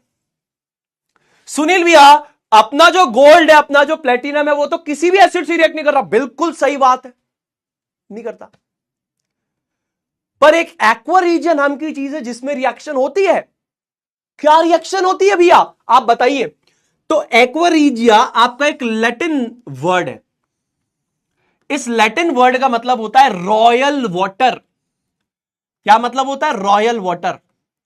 रॉयल वाटर इसीलिए एक तरीके से रॉयल मेटल्स को डिसॉल्व करता है। रॉयल मेटल्स वो जिनसे राजाओं की ज्वेलरी बनाई जाती थी। अभी आजकल हम सब भी ज्वेलरी पहनते हैं सोने की, प्लेटिनम की, तो इसीलिए इन्हें बोलते हैं रॉयल मेटल्स। तो ये रॉयल मेटल्स को घोलने काम में आता है, इसीलिए इसे बोलते हैं रॉयल वाटर।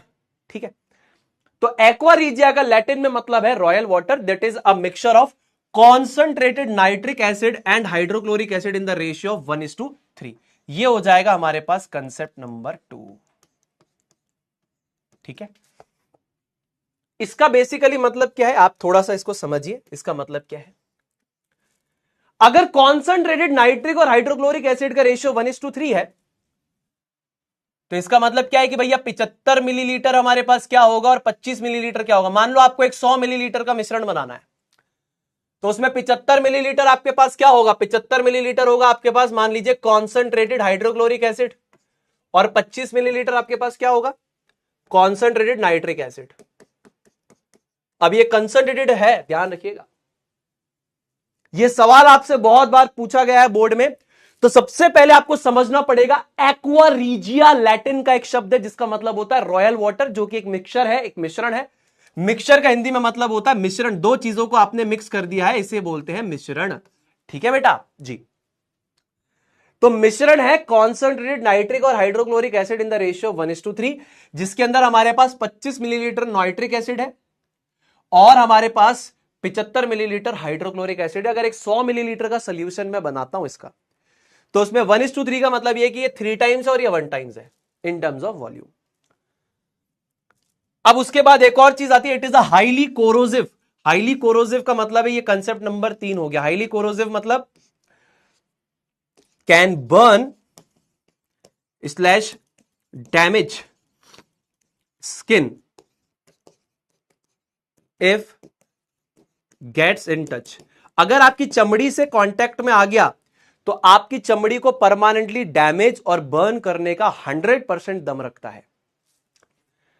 Fuming liquid. अब फ्यूमिंग लिक्विड तुमने अभी लाइव देखा था। फ्यूमिंग का मतलब क्या होता है?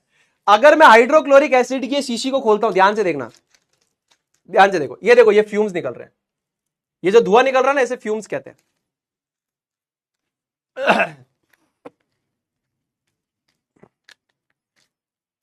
ये क्या है? फ्यूम्स है। फ्यूम्स का मतलब क्या होता है? फ्यूम्स का मतलब क्या होता है? Unpleasant smell. इसकी स्मेल जो होती है, सुगंध जो होती है, बहुत ही, आप सुगंध नहीं बोलेंगे, दुर्गंध बोलेंगे। Unpleasant smell gases that are harmful. ये आपके सेहत के लिए अच्छी नहीं है, बिल्कुल सेहत के लिए अच्छी नहीं है। ठीक है बेटा। तो फ्यूम्स का मतलब क्या होता है? यानी कि फ्यूमिंग लिक्विड, यानी इसके अंदर से धुआं निकल रहा है। और ये फ्यूमिंग लिक्विड का मतलब है फ्यूम्स, यानी कि अनप्लीजेंट स्मेल, बहुत गंदी स्मेल आती है और जो कि आपके सेहत के लिए हार्मफुल है।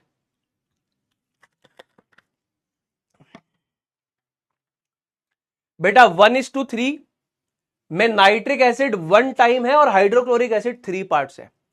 कुछ लोग 3:1 बोलेंगे, तो 3:1 क्या मतलब? 3 times hydrochloric acid 1 times nitric acid, ये मतलब हुआ। हमेशा हाइड्रोक्लोरिक एसिड ज्यादा होगा, 3 गुना होगा देन दी नाइट्रिक एसिड। ये देखियो, concentrated nitric and hydrochloric acid in the ratio 1:3, यानी कि 1 पार्ट इसका है और 3 पार्ट इसका है, ऐसा। साथ ही साथ ये बेसिकली हाईली कोरोसिव है, अगर आपकी चमड़ी पे गिर गया तो परमानेंटली डैमेज कर सकता है। फ्यूमिंग है, मतलब उसमें से फ्यूम्स निकलती है, अनप्लीजेंट गैसेस, जो कि आपकी सेहत के लिए हानिकारक हो सकती है। And it is one of the few reagents, it is one of the few reagents. Reagent का मतलब समझते हैं? रिएजेंट का मतलब होता है ऐसा रासायनिक पदार्थ जो दूसरे पदार्थ के बारे में हमें कुछ बताए। Chemical substance that is used to identify another substance. एक ऐसा पदार्थ जो दूसरे पदार्थ को ढूंढने में या खोजने में हमारी मदद करता है, उसे हम बेसिकली क्या बोलते हैं? एक्वारीजा बोलते हैं। उसे हम बेसिकली रिएजेंट बोलते हैं। सॉरी, रिएजेंट का मतलब होता है एक ऐसा रासायनिक पदार्थ जिसकी मदद से हम किसी दूसरे रासायनिक पदार्थ को आइडेंटिफाई कर पाते हैं, उसे रिएजेंट कहते हैं केमिस्ट्री में। जैसे अगर आप एनालिटिकल केमिस्ट्री पढ़ोगे आगे चल के, तो वहां पर आप दो पदार्थों का इस्तेमाल करोगे, सोडियम हाइड्रोक्साइड और अमोनियम हाइड्रोक्साइड, जिसकी मदद से आप दूसरे मेटल के कटायंस को आइडेंटिफाई करते हो। तो यहां पर यह सब्सटेंस क्या बन जाता है? ये सब्सटेंस बन जाता है रिएजेंट। इसका एक सरल सा एग्जांपल मैं आपको और दूं तो आपके इंडिकेटर्स भी रिएजेंट्स हैं। Indicators are also reagents. जो आपने इंडिकेटर्स पढ़े थे, इंडिकेटर्स आर ऑल्सो रिएजेंट्स। उनकी मदद से आप यह पता लगाते हैं कि कोई चीज एसिड है या कोई चीज बेस है या कोई चीज न्यूट्रल है। तो इंडिकेटर्स भी आपके रिएजेंट्स हो गए। यहां पर एक्वारीजिया भी आपका रिएजेंट हो गया, जिसकी मदद से आप ये पता लगाएंगे कि तू कौन है, तू कौन है, तू कौन है, तू कौन है, ऐसा, या आप कौन हो, आप कौन हो, आप कौन हो, आप कौन हो, ये। अब it is only one of the few reagents that can dissolve gold and platinum. तो क्योंकि ये मेटल्स बहुत ही ज्यादा अनरिएक्टिव मेटल्स हैं, ये one of the few reagents है जिसके अंदर ये घुल जाते हैं या रिएक्शन देते हैं, और इसी की मदद से हम पता लगाते हैं कि ये प्योर गोल्ड है, प्योर प्लेटिनम है या नहीं है। ठीक है जी। अब देखिए आपके घर के बाहर चूना कैसे लगाया जाता है, मैं आपको वो समझाऊं। सुनील भैया मेरे घर के बाहर चूना लगाने वाले कैसे आते हैं? देखो मैं बताता हूं आपके घर के बाहर चूना लगाने वाले कैसे आते हैं। अब केमिस्ट्री का चूना तो आपको पता ही है, कैल्शियम हाइड्रोक्साइड होता है, लेकिन एक और चूना मैं आपको सिखा रहा हूं। अब देखिए आपके बाहर है ना, ऐसे आइडेंटिफाइड अनआइडेंटिफाइड से लोग आएंगे, वो पता है क्या बोलेंगे? सोना चमका लो रे सोना, सोना चमका लो आंटी जी, ओ बहुरानी सोना चमका लो सोना, ओ बहुरानी सोना चमकाओ सोना, ओ आंटी जी सोना चमकाओ सोना। एक्वारीजिया के बारे में बात कर रहे हैं। अब मान लीजिए आएंगे, वो बोलेंगे अरे हमारा सोना चमक जाएगा। हाँ हाँ आंटी आपका सोना चमका देंगे, एकदम बढ़िया, ऐसा चमकाएंगे मजा आ जाएगा। आपने नया खरीदा होगा वैसा भी नहीं होगा, उससे बढ़िया होगा। ओहो अच्छा, हाँ कुछ नहीं आंटी जी, एक हमारे पास लिक्विड है, जादुई लिक्विड है आंटी जी, जादुई लिक्विड, इसमें डुबाएंगे बाहर निकालेंगे ऐसा चमकेगा, क्या बात, मजा आ जाएगा। घर का डिटर्जेंट भी ऐसा काम नहीं करता। आंटी कहेगी है भैया ऐसा होता है? हाँ देखो आंटी जी देखो। तो आंटी ने जो मान लो ऐसे बढ़िया से एक झुमका दिया मान लो, या मान लो एक मोटा ऐसा सिक्का सा दिया, ठीक है ना, ऐसा मोटा सिक्का सा दिया, ये मान लो ऐसे कोई झुमका जिसमें ऐसे कोई डिजाइन विजाइन ऐसे कुछ बना होगा, है ना।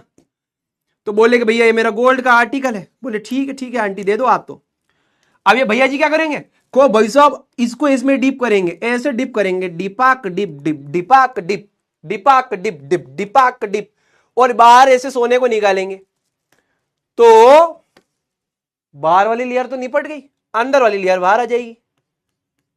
अब इसका वजन थोड़ा हल्का हो जाएगा, क्यों? क्योंकि अंदर वाले सोने की लेयर बाहर आ चुकी है और बाहर वाली डिसॉल्व हो गई है। तो होगा क्या यहां पे, outer layer of gold is dissolve. तुम्हारे गोल्ड की आउटर लेयर जो है वो डिसॉल्व हो गई है, अब अंदर वाली फ्रेश लेयर बाहर आ जाएगी।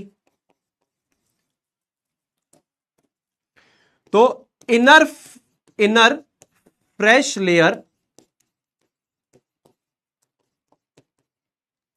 Becomes outer most layer. अंदर वाली जो फ्रेश लेयर थी बिकम्स आउटर मोस्ट लेयर। तो इसके लिए हमको लगता है और हमारा तो सोना चमक गया, ये मारो सोनो चमक गयो रे, मारो सोनो चमक गयो। वो कहता ठीक है आंटी जी मैं चलूं, हाँ बेटा ये लो तुम 200 रुपए लो बेटा, मेरा सोना चमका है, जाओ बेटा। वो 200 रुपए भी ले गया और सोना भी ले गया। अब वो क्या करेगा, वो केमिस्ट्री लगाएगा। उसने सोल्यूशन में गोल्ड को डिसॉल्व कर लिया है। अब वो नॉटी बॉय क्या करेगा, उसको सेपरेशन टेक्निक की मदद से अलग कर लेगा और वो गोल्ड उसका हो गया। समझ रहे हो? तो इस तरीके से चूना लगता है। तुम्हारा गोल्ड मान लो 150 ग्राम का था, 50 ग्राम वो डिजोल्व करके तुमको 100 ग्राम पकड़ा के तुमको हो मोरो सोनो तो चमक गयो, और थारो सोनो को नहीं चमक गयो भाई साहब, चूनो लग गया थने, चूना लग गया चूना। समझ रहे हो? समझे कि नहीं? हाँ, तो आपके बाहर घर के बाहर कोई आवे तो कहना हो भैया भैया एक बार ईजिया लेके आए हो, वो कहेगा भैया एक बार ईजिया क्या होता है? कि जो आप ये लेके घूम रहे हो ना, ये एक बार ईजिया है, इलीगल है, इलीगल। समझे? हाँ, तो ये one of the few reagents है जो गोल्ड और प्लेटिनम को डिसॉल्व करा देता है। अब मैंने लास्ट ईयर एक ऐसी चीज पढ़ा दी थी जिसे जेईई एडवांस 2019 का एक सवाल सेट होता है, इस पे बोलो तो पढ़ाओ, नहीं तो आगे चल जाऊं। चलो आगे चलते, अगली बार पढ़ाएंगे, अगली बार पढ़ाएंगे। इससे आईआईटी एडवांस 2019 का एक सवाल आया था, 2019 में जेईई एडवांस में एक सवाल आया था इसके ऊपर, बहुत बढ़िया सवाल था। अगली क्लास में कराऊंगा, कोई दिक्कत नहीं है। अभी क्या क्लास थोड़ा खत्म भी करनी है, आगे कोर्स भी खत्म करना है, अगली क्लास में बताऊंगा, बढ़िया रिएक्शन बताऊंगा 100%। पिछले साल भी पढ़ाया था, तुमको पढ़ाऊंगा, टेंशन मत लो। अगली क्लास की स्टार्टिंग इससे करेंगे, उसमें थोड़ा समय लग जाएगा बताने में, उससे तुम्हारा जेईई एडवांस का 100% सवाल हो जाएगा। 2019 में जेईई एडवांस में एक सवाल आया था एक्वारीजिया के ऊपर, which among the following statements about the aqua regia are correct. उसका 3 आंसर थे सही, ए बी और डी आंसर सही था, सी इनकरेक्ट था। पढ़ाऊंगा, तुमको आ जाएगा, ठीक है। चलो, अब जब हमने यहां तक कौन कौन से मेटल को अरेंज कर लिया, अभी तक हमने किसको अरेंज कर लिया? टिल नाउ आफ्टर, ये क्या हो रहा? After reaction of metal with oxygen, water and dilute acid, इन 3 के बाद रिएक्शन कराने के बाद we have arranged below metals. हमने इन बिलो मेटल्स को अरेंज कर दिया है, we have arrange the below metals, ठीक है ना। After the reaction of metal with oxygen, water and dilute acid, जब हमने मेटल की रिएक्शन ऑक्सीजन से कराई, वाटर से कराई, डाइल्यूट एसिड से कराई, तो हमने इन मेटल्स को अरेंज किया जिसपे पोटेशियम सबसे ज्यादा reactive, potassium, sodium, calcium, then magnesium, then aluminium, then आपके पास जिंक, देन आपके पास आयरन एंड देन आपके पास लेड। ये मेटल्स हमारे अरेंज हुए हैं इस पर्टिकुलर ऑर्डर में, ठीक है ना।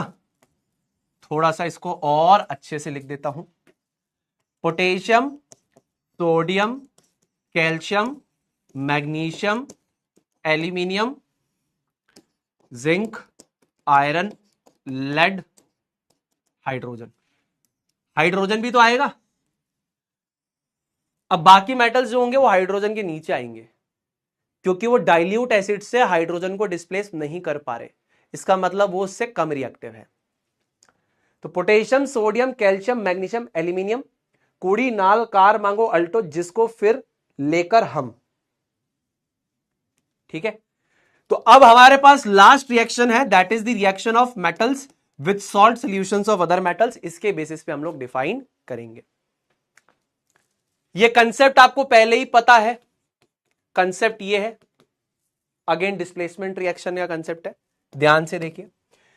अगर आपके पास एक मेटल ए है राजा बेटा, ध्यान से समझिए, और ये salt solution of metal B है, तो अगर हमारे मेटल की reactivity of A is greater than that of B, अगर ए की रिएक्टिविटी बी से ज्यादा है, ए की रिएक्टिविटी बी से ज्यादा है, तो ये इसको यहां से डिस्प्लेस करके क्या बना लेगा? Salt solution of metal A plus metal B. जैसे Fe plus CuSO4, FeSO4 plus Cu, Fe plus CuSO4, FeSO4 plus Cu। तो यहां पर हमारे पास ये जो रिएक्शन है ये क्या है? मेटल मेटल डिस्प्लेसमेंट रिएक्शन का हम लोग एग्जाम्पल यहां पर ले रहे हैं। Now we are taking the example of the metal metal displacement reaction. अब हम इसकी मदद से यहां पर यह चीज प्रूव करेंगे कौन सा मेटल ज्यादा रिएक्टिव है और कौन सा कम रिएक्टिव है, ठीक है। बहुत बढ़िया, वेरी गुड। तो लास्ट मेटल कौन सा था? Potassium, sodium, calcium, magnesium, aluminium. फिर उसके बाद हमारे पास क्या था? Potassium, sodium, calcium, magnesium, aluminium, zinc, iron, lead और हाइड्रोजन। तो लास्ट मेटल था लेड। लेड से प्रोसेस को स्टार्ट करते हैं, लेड से स्टार्ट करते हैं। अब लेड के बाद हम कॉपर का ही अजम्पशन क्यों ले रहे हैं? क्योंकि जब हमने reaction of metal with oxygen करवाया था तो कॉपर रिएक्ट करके कॉपर ऑक्साइड बना रहा था, लेकिन सिल्वर, गोल्ड और प्लेटिनम कुछ नहीं बना रहे थे। तो इसीलिए हम लोग ये सोच रहे हैं, एक अजम्पशन लगा रहे हैं कि यार देखो, जब reaction of metal with oxygen किया था तो कॉपर का ऑक्साइड बना रहा था, तो लेड के बाद कहीं कॉपर तो नहीं है, चलो ट्राई करके देखते हैं। अब सबसे पहले ये देखते हैं कि भैया लेड के बाद कॉपर है या कहीं कॉपर पहले लेड बाद में है। तो इसके लिए हमने क्या करा था, reaction of metals with dilute acid से वेरीफाई कर लिया, लेकिन स्टिल अब हम इस रिएक्शन से वेरीफाई करते हैं। तो लेड की रिएक्शन अगर हम कॉपर क्लोराइड सॉल्यूशन के साथ करवाते हैं, तो जैसे ही आपके एक strip of lead metal is introduced in the blue green solution of copper chloride, यानी अगर आप इस ब्लू ग्रीन सॉल्यूशन के अंदर इसको एंटर करवाएंगे, ब्लू ग्रीन सॉल्यूशन में अगर आप इसको एंटर करवाएंगे तो ये बना देगा, यहां पर क्या बना देगा, लेड का क्लोराइड और साथ में बना देगा copper. So the solution turns colourless, इसकी वजह से कलरलेस हो जाएगा, colourless due to the formation of lead chloride and साथ में कॉपर निकलेगा। अब मैं आपको ये बता चुका हूं कि लेड क्लोराइड की सॉल्युबिलिटी पानी में बहुत ज्यादा कम होती है, तो ये यहां पे जो लिखा है ये उस कंडीशन में कि ये डिसॉल्व हो चुका है। यूजुअली ये बहुत कम सॉल्युबल है पानी में, ठीक है। तो इससे हमें एक बात तो यह समझ में आ रही है कि भैया लेड का रिएक्टिविटी हमारे कॉपर से ज्यादा है, लेड का रिएक्टिविटी कॉपर से ज्यादा है, लेड का रिएक्टिविटी कॉपर से ज्यादा, लेड का रिएक्टिविटी कॉपर से ज्यादा, लेड का रिएक्टिविटी कॉपर से ज्यादा है। पर लेड के बाद कॉपर ही आएगा, ऐसा क्यों? ऐसा कोई असम्पशन है क्या? देखो ट्राई करके देखते हैं। वैसे तो तुम इसके बाद कॉपर को लगा सकते हो, तुम बोलोगे ऐसा क्यों सुनील भैया, थोड़ा दिमाग लगाते हैं। लेड के बाद कॉपर ही क्यों आएगा? अरे जब ऑक्सीजन से रिएक्शन करवा रहे थे तो सिल्वर, गोल्ड, प्लेटिनम रिएक्ट कर रहे थे क्या? नहीं ना, तो लेड के बाद कॉपर लगाना लॉजिकली सही है, पर वेरीफाई कर लेते, वेरीफाई कर लेते। एक काम करना, सिल्वर प्लस और सिल्वर और ये गोल्ड प्लस कॉपर नाइट्रेट के साथ रिएक्शन करवाओ, नो रिएक्शन, नो रिएक्शन।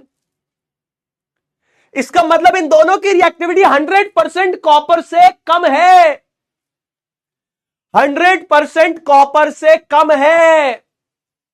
और आप इसको ऐसे भी वेरीफाई कर सकते हो, इस तीसरे तरीके से भी वेरीफाई कर सकते हो कि अगर मेरे पास कॉपर है और सिल्वर नाइट्रेट की सॉल्यूशन है तो ये ब्लू कलर का कॉपर नाइट्रेट सॉल्यूशन देगा। ये मैं आपको सब पढ़ा चुका हूं, ये कलरलेस सॉल्यूशन है, ये ब्लू सॉल्यूशन है। तो इन सारी बातों से मुझे यह समझ में आता है कि लेड के बाद हाइड्रोजन नॉन मेटल और उसके बाद मेरा कॉपर 100% श्योरिटी मुझे हो चुकी है। क्योंकि यहां पर मैं एक चीज और एनालाइज करता हूं कि यार जब मेटल्स की रिएक्शन ऑक्सीजन के साथ होती है तो लेड भी रिएक्ट करता है, कॉपर भी करता है, लेकिन नीचे वाले मेटल्स नहीं करते। इसका यह मतलब है, इसका यह मतलब है कि लेड के बाद कॉपर आना चाहिए। मैं और वेरीफाई कर लेता हूं, मैं सिल्वर की रिएक्शन कॉपर नाइट्रेट से, गोल्ड की रिएक्शन कॉपर नाइट्रेट से करता हूं, नो रिएक्शन। और मैं कॉपर की रिएक्शन अगर सिल्वर नाइट्रेट से करता हूं तो यहां पर 100% रिएक्शन हो जाती है। इससे मेरे को 100% कंक्लूजन मिल जाता है कि अगर मैं 1 और 3 से बात करूं, 1, 2 एंड 3 से मुझे कंक्लूजन यहां पर क्या मिलता है? पहला, दूसरा और तीसरे से मुझे कंक्लूजन मिलता है कि रिएक्टिविटी जो मेरे पास है, reactivity of copper is greater then silver and gold. यानी ये 100% सिद्ध हो चुका है कि लेड के बाद हाइड्रोजन, हाइड्रोजन के बाद कॉपर होगा, क्योंकि ये इसको डिस्प्लेस नहीं कर पा रहे, लेकिन ये इनको लात मार के डिस्प्लेस करने का 100% जिगर रखता है, गूदा रखता है, दम रखता है कि आजा बेटा सिल्वर, तुझे तो मैं निकाल दूंगा। समझ रहे हो? हां, अब सिर्फ सिल्वर और गोल्ड की लड़ाई है, सिल्वर और गोल्ड की लड़ाई है। तो इसको मैं ऐसे कंक्लूड करता हूं कि भैया रिएक्टिविटी, मैं ये बताता हूं बच्चों को, समझने के लिए कि reactivity of silver is greater than that of Au, और इसको आप किस बेसिस पे समझ सकते हैं, क्योंकि जो हमारे पास सिल्वर है वो फ्री एज वेल एज, ये हमें कैसे मिलता है, as element and as compound in earth crust. जमीन के अंदर जो अर्थ क्रस्ट होता है वहां पर ये हमें एलिमेंट के तौर पे और कंपाउंड के तौर पे दोनों तरीके से मिल जाता है। मैं मेटलर्जी में भी पढ़ाऊंगा भी आपको कि ये आपको in the form of compound मिलता है। लेकिन अगर मैं यहां पर बात करता हूं राजा बेटा मेरे गोल्ड की, तो गोल्ड क्या मिलता है, as element only, as element only in earth crust. तो बस इन सारी बातों से मेरे दिमाग में एक बात और छपती है कि भैया रिएक्टिविटी सीरीज में पहले सिल्वर है बाद में गोल्ड है। अब गोल्ड एंड प्लेटिनम की जो कंपैरिजन है वो again on the basis of different reactions होती है, लेकिन अगेन मैं आपको बोलूंगा वो हमारे कोर्स पे नहीं है, तो उतने पे करते जितना हमारा कोर्स का गेम चले। तो इस बेसिस पे रिएक्टिविटी सीरीज यहां पर सेट होती है जो आपको याद कराई जाती है। तो ऐसे बनी है रिएक्टिविटी सीरीज, और इसकी देसी ट्रिक मैं आपको बता चुका हूं क्या है। सबसे रिएक्टिव था पोटेशियम, तो कुड़ी नाल कार मांगो आलटो, जिसको जिसको लेकर फिर। और भाई साहब कहीं हो रही बात है, क्यों हिल रहा भैया, ये गाना गा के डर रहे हो क्या भाई? गिर विर मत जाना, दुखी होगी मत हुआ करो तुम, भाई हो यार तुम, दिक्कत तो नहीं हो रही तुमको? कुड़ी नाल, भाई साहब कहीं हो रही होटे, कुड़ी नाल कार मांगो अल्टो, जिसको फिर अरे फिर कटे गयो रे, जिसको नोची बॉय, जिसको फिर लेकर हम चले मथुरा, साथ घूमने प्रतीक, साथ घूमने प्रतीक। मरकरी वाली रिएक्शंस, प्लेटिनम वाली रिएक्शंस कोर्स में नहीं है, इसलिए नहीं बताया। मेटलर्जी में हल्का फुल्का आइडिया दूंगा तो समझ जाओगे कि मरकरी कॉपर के नीचे क्यों रखा है, ठीक है। तो कुड़ी कुड़ी कुड़ी कुड़ी कुड़ी कुड़ी कुड़ी कुड़ी कुड़ी कुड़ी कुड़ी कुड़ी कुड़ी ओए, कुड़ी नाल कार मांगो अल्टो, जिसको फिर लेकर हम चले मथुरा साथ घूमने प्रतीक। कुड़ी कुड़ी कुड़ी कुड़ी कुड़ी कुड़ी कुड़ी कुड़ी कुड़ी कुड़ी कुड़ी कुड़ी कुड़ी कुड़ी कुड़ी नाल कार मांगो अल्टो, जिसको फिर लेकर हम चले मथुरा साथ घूमने प्रतीक। कुड़ी नाल कार मांगो अल्टो, जिसको फिर लेकर हम चले मथुरा साथ घूमने प्रतीक। समझ में आया क्या, मजा फिर आया क्या? बोलो मेरे प्यारे बच्चों। कुड़ी नाल कार मांगो अल्टो, जिसको फिर लेकर हम चले मथुरा साथ घूमने प्रतीक। तो पोटेशियम पोटेशियम पोटेशियम सबसे ऊपर कौन? Potassium, sodium, calcium, magnesium, aluminium, zinc, iron, lead, hydrogen, copper, mercury, silver, gold और प्लेटिनम। प्रूव कर दिया। ये कैसे बनी, समझ में आया क्या? चलो अभी इसका केमिस्ट्री रैप आने वाला है, wait for this, you will definitely get a chemistry rap of the same.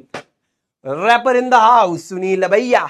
और अंग्रेज लोग आएंगे तो अंग्रेज लोगों के लिए विदेशी trick, please please please stop calling me, please please please stop calling me, please please please stop calling मी। यहां पे बीच में आएगा क्यूट यानी कि कार्बन, ठीक है, क्यूट यानी कि कार्बन, ये आपके काम आएगा अभी मेटलर्जी में। क्यूट, क्यूट से बनता है carbon. Please please please stop calling me a cute zebra. I like हर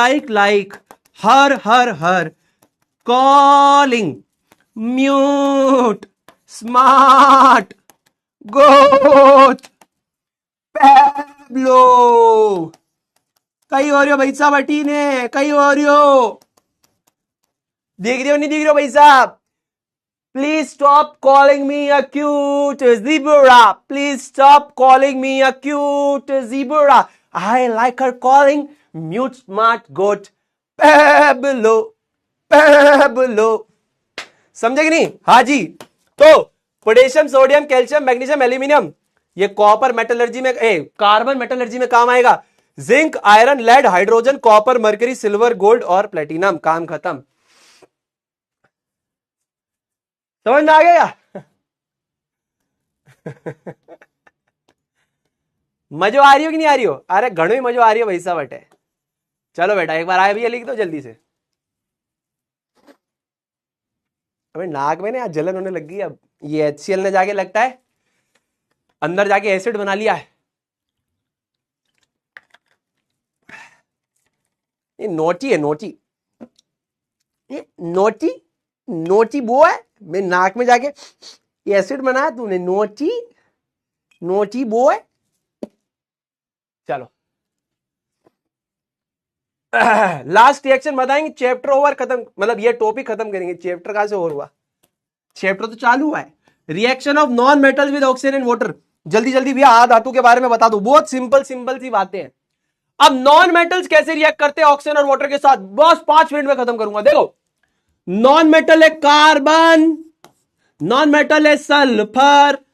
इसको एयर में प्रेजेंट ऑक्सीजन की प्रेजेंस में कर देंगे जोरदार वाला गरम। गरम करेंगे, गरम। तो ये बेसिकली हमारे को क्या बना के देंगे? नॉन मेटल की ऑक्साइड बना के देंगे। वाह भैया ओपी, मजो आ गया भाई साहब, मणिता मजो आ गया भाई साहब। कार्बन प्लस सल्फर, क्या बोल रहा हूं मैं? Carbon plus oxygen will give CO2, यानी कि कार्बन को एयर में प्रेजेंट ऑक्सीजन की प्रेजेंस में गर्म करेंगे तो CO2 गैस बनेगी। सल्फर को गर्म करेंगे तो SO2 गैस बनेगी। यह हो गया कंसेप्ट नंबर 1। तो अगर हम नॉन मेटल्स को एयर में प्रेजेंट ऑक्सीजन की प्रेजेंस में गर्म करते हैं तो नॉन मेटल की ऑक्साइड मिलती है सुनील भैया। Simple, non metal plus oxygen will give non metal oxide. वाह वाह वाह वाह वाह वाह वाह, मजो आ गया भाई साहब। अच्छा दूसरा, भैया नॉन मेटल की रिएक्शन वाटर या एसिड से कराएं तो होगी? नहीं होगी, क्योंकि वाटर और एसिड में कौन है? हाइड्रोजन। हाइड्रोजन कौन है? Non metal. तो ये नॉन मेटल जैसे इसके पास आते हैं, हाइड्रोजन कहता है कि भैया मैं तो नहीं हिलूंगा। हाइड्रोजन यहां बेटा कहो भैया मैं तो नहीं हिलूंगा। तो ऐसा नहीं, कोई भी रिएक्शन नहीं कर पाएगा। जैसे फ्लोरीन रिएक्शन कर लेता है, पर जनरली देखो, मैंने इसीलिए वर्ड लिखा है जनरली। ऐसा ना हो आगे चल के तुम इसकी रिएक्शन पढ़ो और कहो सुनील भैया ने तो कहा था होती नहीं है, इसीलिए लिखा जनरली।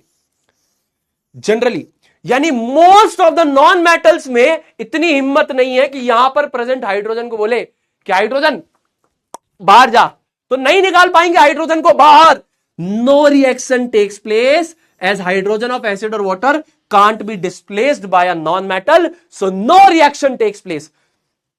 तो अगर तुमको मेटल नॉन मेटल की केमिकल प्रॉपर्टी कंपेयर करने के लिए आए तो तुम बना लोगे भाई, मेटल ऑक्सीजन से रिएक्ट करके मेटल ऑक्साइड बनाता है, नॉन मेटल ऑक्सीजन से रिएक्ट करके नॉन मेटल का ऑक्साइड बनाता है। मेटल वाटर और एसिड दोनों से रिएक्ट करता है, नॉन मेटल बोलता है नहीं करूंगा। समझ रहे हो? समझ रहे हो?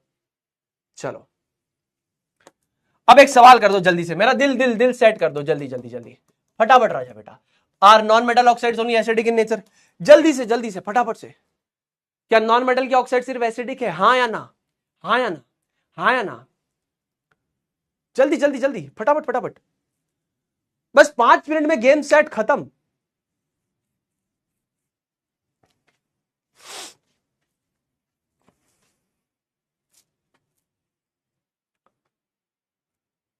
क्या बात है, बहुत बढ़िया राजा बेटा, बहुत बढ़िया। और एक छोरा रो रहा है मेरा। अरे राजा बेटा तू रो क्यों रहा है? इतना बढ़िया मजे करा करा के पढ़ा रहा हूं मैं। 1.5 घंटे से ऊपर हो गया इसलिए रो रहा है ना? समझ गया, कोई बात नहीं। देखो बेटा अभी बैठने की अगर तुमको आदत होगी ना तभी आगे अच्छा चलेगा। एक एग्जाम्पल देता हूं। पिछले साल उड़ान के एक टॉपर थे दिव्यांश भाई, उनका इंटरव्यू भी आया था उड़ान के मतलब ये फाउंडेशन के यूट्यूब चैनल पे। तो 99.4% उन्होंने स्कोर किया। तो वो ऐसा बताते कि उन्होंने काफी लास्ट में पढ़ाई स्टार्ट करी, बट वो पूरी पूरी रात पढ़ते थे और नंबर आ गए और काफी अच्छा स्कोर कर दिया। और मैं आपको कहता भी हूं कि ऐसा नहीं कि 10th बोर्ड में नंबर लाना बहुत डिफिकल्ट है, बहुत ही आसान है, आप इजीली नंबर लेके आ सकते हो। अब दिव्यांश भाई का थोड़े दिन पहले मेरे पास कॉल आया था, लगभग 10 दिन हो गए दिव्यांश भाई को मैंने नंबर दिए थे। दिव्यांश भाई का मेरे पास कॉल आया था कि सुनील भैया यार एक चीज आपसे बात करनी थी। मैंने कहा बताओ। तो बोले यार 10th तो इजीली निकल गई, नंबर भी आ गए, और वहां तो इतने घंटे पढ़ना नहीं पड़ता था। मैंने कहा हाँ। कहते यार भैया यार जेई के लिए इतना पढ़ना पड़ रहा है, तो मेरी तो आदत ही नहीं है 7 घंटे 8 घंटे बैठ के पढ़ने की। 10th में तो 2-3 घंटे में ही काम हो जाता था। मैंने कहा भाई सबसे बड़ी दिक्कत यही है कि सिटिंग कैपेसिटी 10th तक बनती नहीं है, तो 11th-12th में दिक्कत आती है। क्योंकि 10th तक हमारे बोर्ड्स इतने आसान रखे जाते हैं कि बच्चे को लगता है हो पढ़ाई बहुत आसान है, मैं तो बहुत ओपी हूं। और 11वीं 12वीं में लेवल इतना हाई लेवल चेंज कर दिया जाता है जिससे कोई लॉजिक ही नहीं बनता। मतलब आप 9-10 तक बच्चे को जमीन पढ़ा रहे हो, और 10th 11th 12th में ले जाके सीधा आसमान, बोलो ये धरती की एकदम बिल्कुल एकदम ऊपर एग्जॉस्फेयर में ले गए। इतना सिलेबस में डिफरेंस आ जाता है। तो बोला फिर मैं क्या करूं, मैंने उनको बताया बहुत सारी टेक्निक्स। तो आप अभी से आदत डालो, सिटिंग कैपेसिटी बढ़ाओ, बहुत जरूरी है। चलो, are non metal oxides only acidic in nature? Correct answer to this is no. Yes, very good, बहुत बढ़िया। अरे राजा बेटा बहुत अच्छे बच्चे हैं। शरेक, Kartik, Himanshu, raw raw agent, Bhupesh, Devraj, Anshu, Kinshuk, king Victor and अर्निक। भाई रॉ वाले भैया यार, हमसे कोई गलती हो जाए तो माफी कर देना यार। Non metal oxides acidic in nature? गलत, नो। अब देखो राजा बेटा, नॉन मेटल के जो ऑक्साइड्स हैं उनके दो नेचर हो सकते हैं, ध्यान से समझना। एक तो हो जाएगा उनका एसिडिक नेचर, और एक हो जाएगा उनका न्यूट्रल नेचर। यानी कुछ ऑक्साइड्स न्यूट्रल भी होते हैं, जैसे for example nitrogen monoxide neutral होता है, नाइट्रस ऑक्साइड न्यूट्रल होता है, कार्बन मोनोऑक्साइड न्यूट्रल होता है, वाटर न्यूट्रल होता है। 11th क्लास में ब्रॉन्स्टेड लॉरी थ्योरी आएगी इक्विलिब्रियम में, वहां पर वो बोलेंगे कि H2O जो है वो एसिड और बेस दोनों की तरह बिहेव कर सकता है।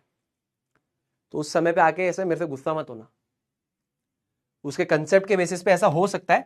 बट हाँ, इसका अगर हम बात करें तो न्यूट्रल पीएच है, इसके लिए हम इसे न्यूट्रल ऑक्साइड बोलते हैं। तो नाइट्रोजन मोनोऑक्साइड N2O यानी कि nitrous oxide, this is basically what, this is nitrous oxide, laughing gas, nitrous oxide laughing gas. तो राजा बेटा इनका जो नेचर है वो न्यूट्रल है। ये भी न्यूट्रल है, ये भी न्यूट्रल है, ये भी न्यूट्रल है, ये भी न्यूट्रल है। ये सब नॉन मेटल के ऑक्साइड ही तो है। ये नॉन मेटल का ऑक्साइड, नॉन मेटल का ऑक्साइड, नॉन मेटल का ऑक्साइड, नॉन मेटल का ऑक्साइड जी।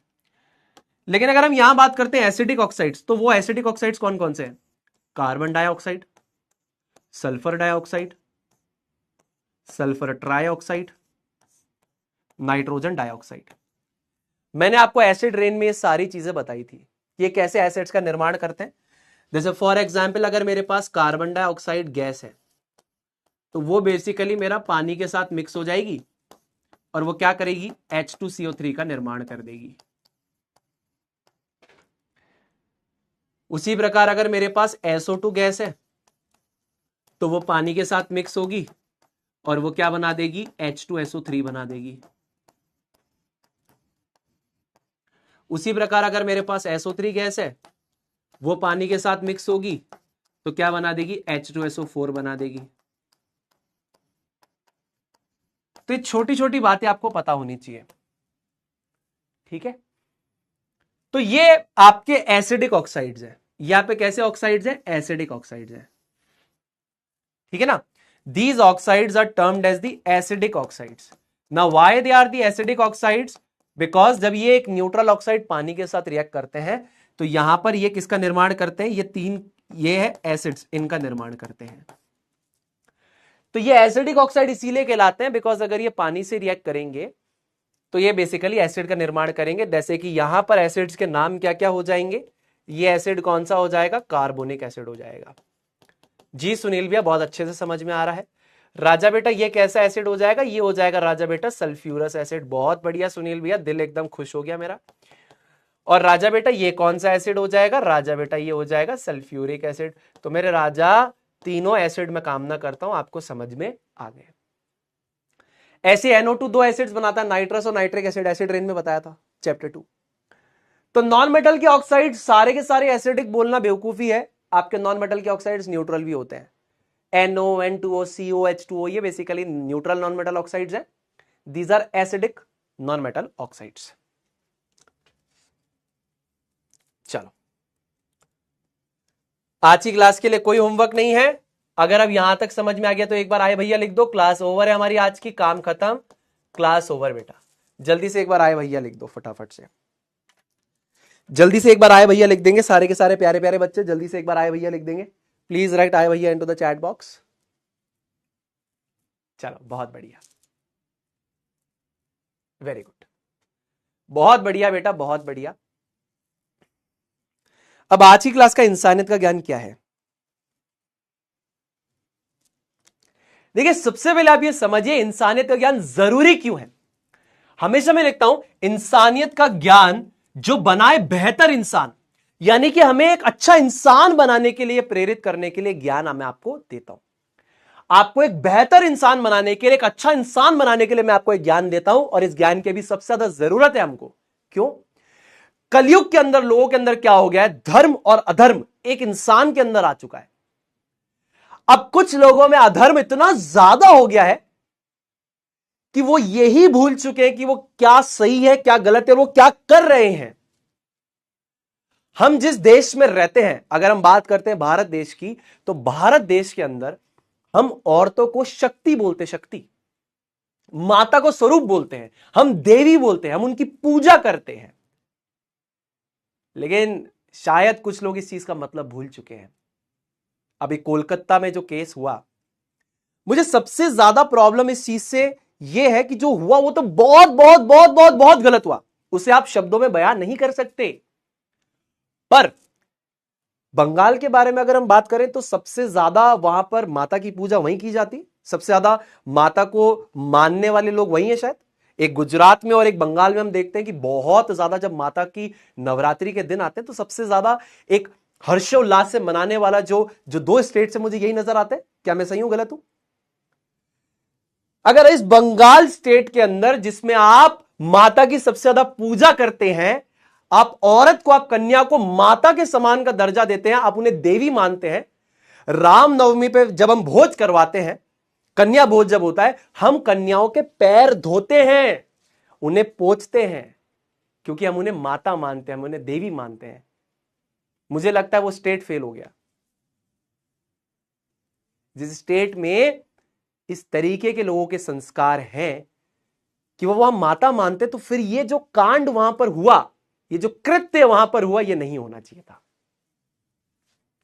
कहीं ना कहीं इंसानियत की कमी हो चुकी है, और इसीलिए इस ज्ञान की जरूरत बहुत ज्यादा है। ये इंसानियत की कमी हो चुकी है, इंसान ये भूल चुका है क्या है सही क्या है गलत, भूल चुका है वो।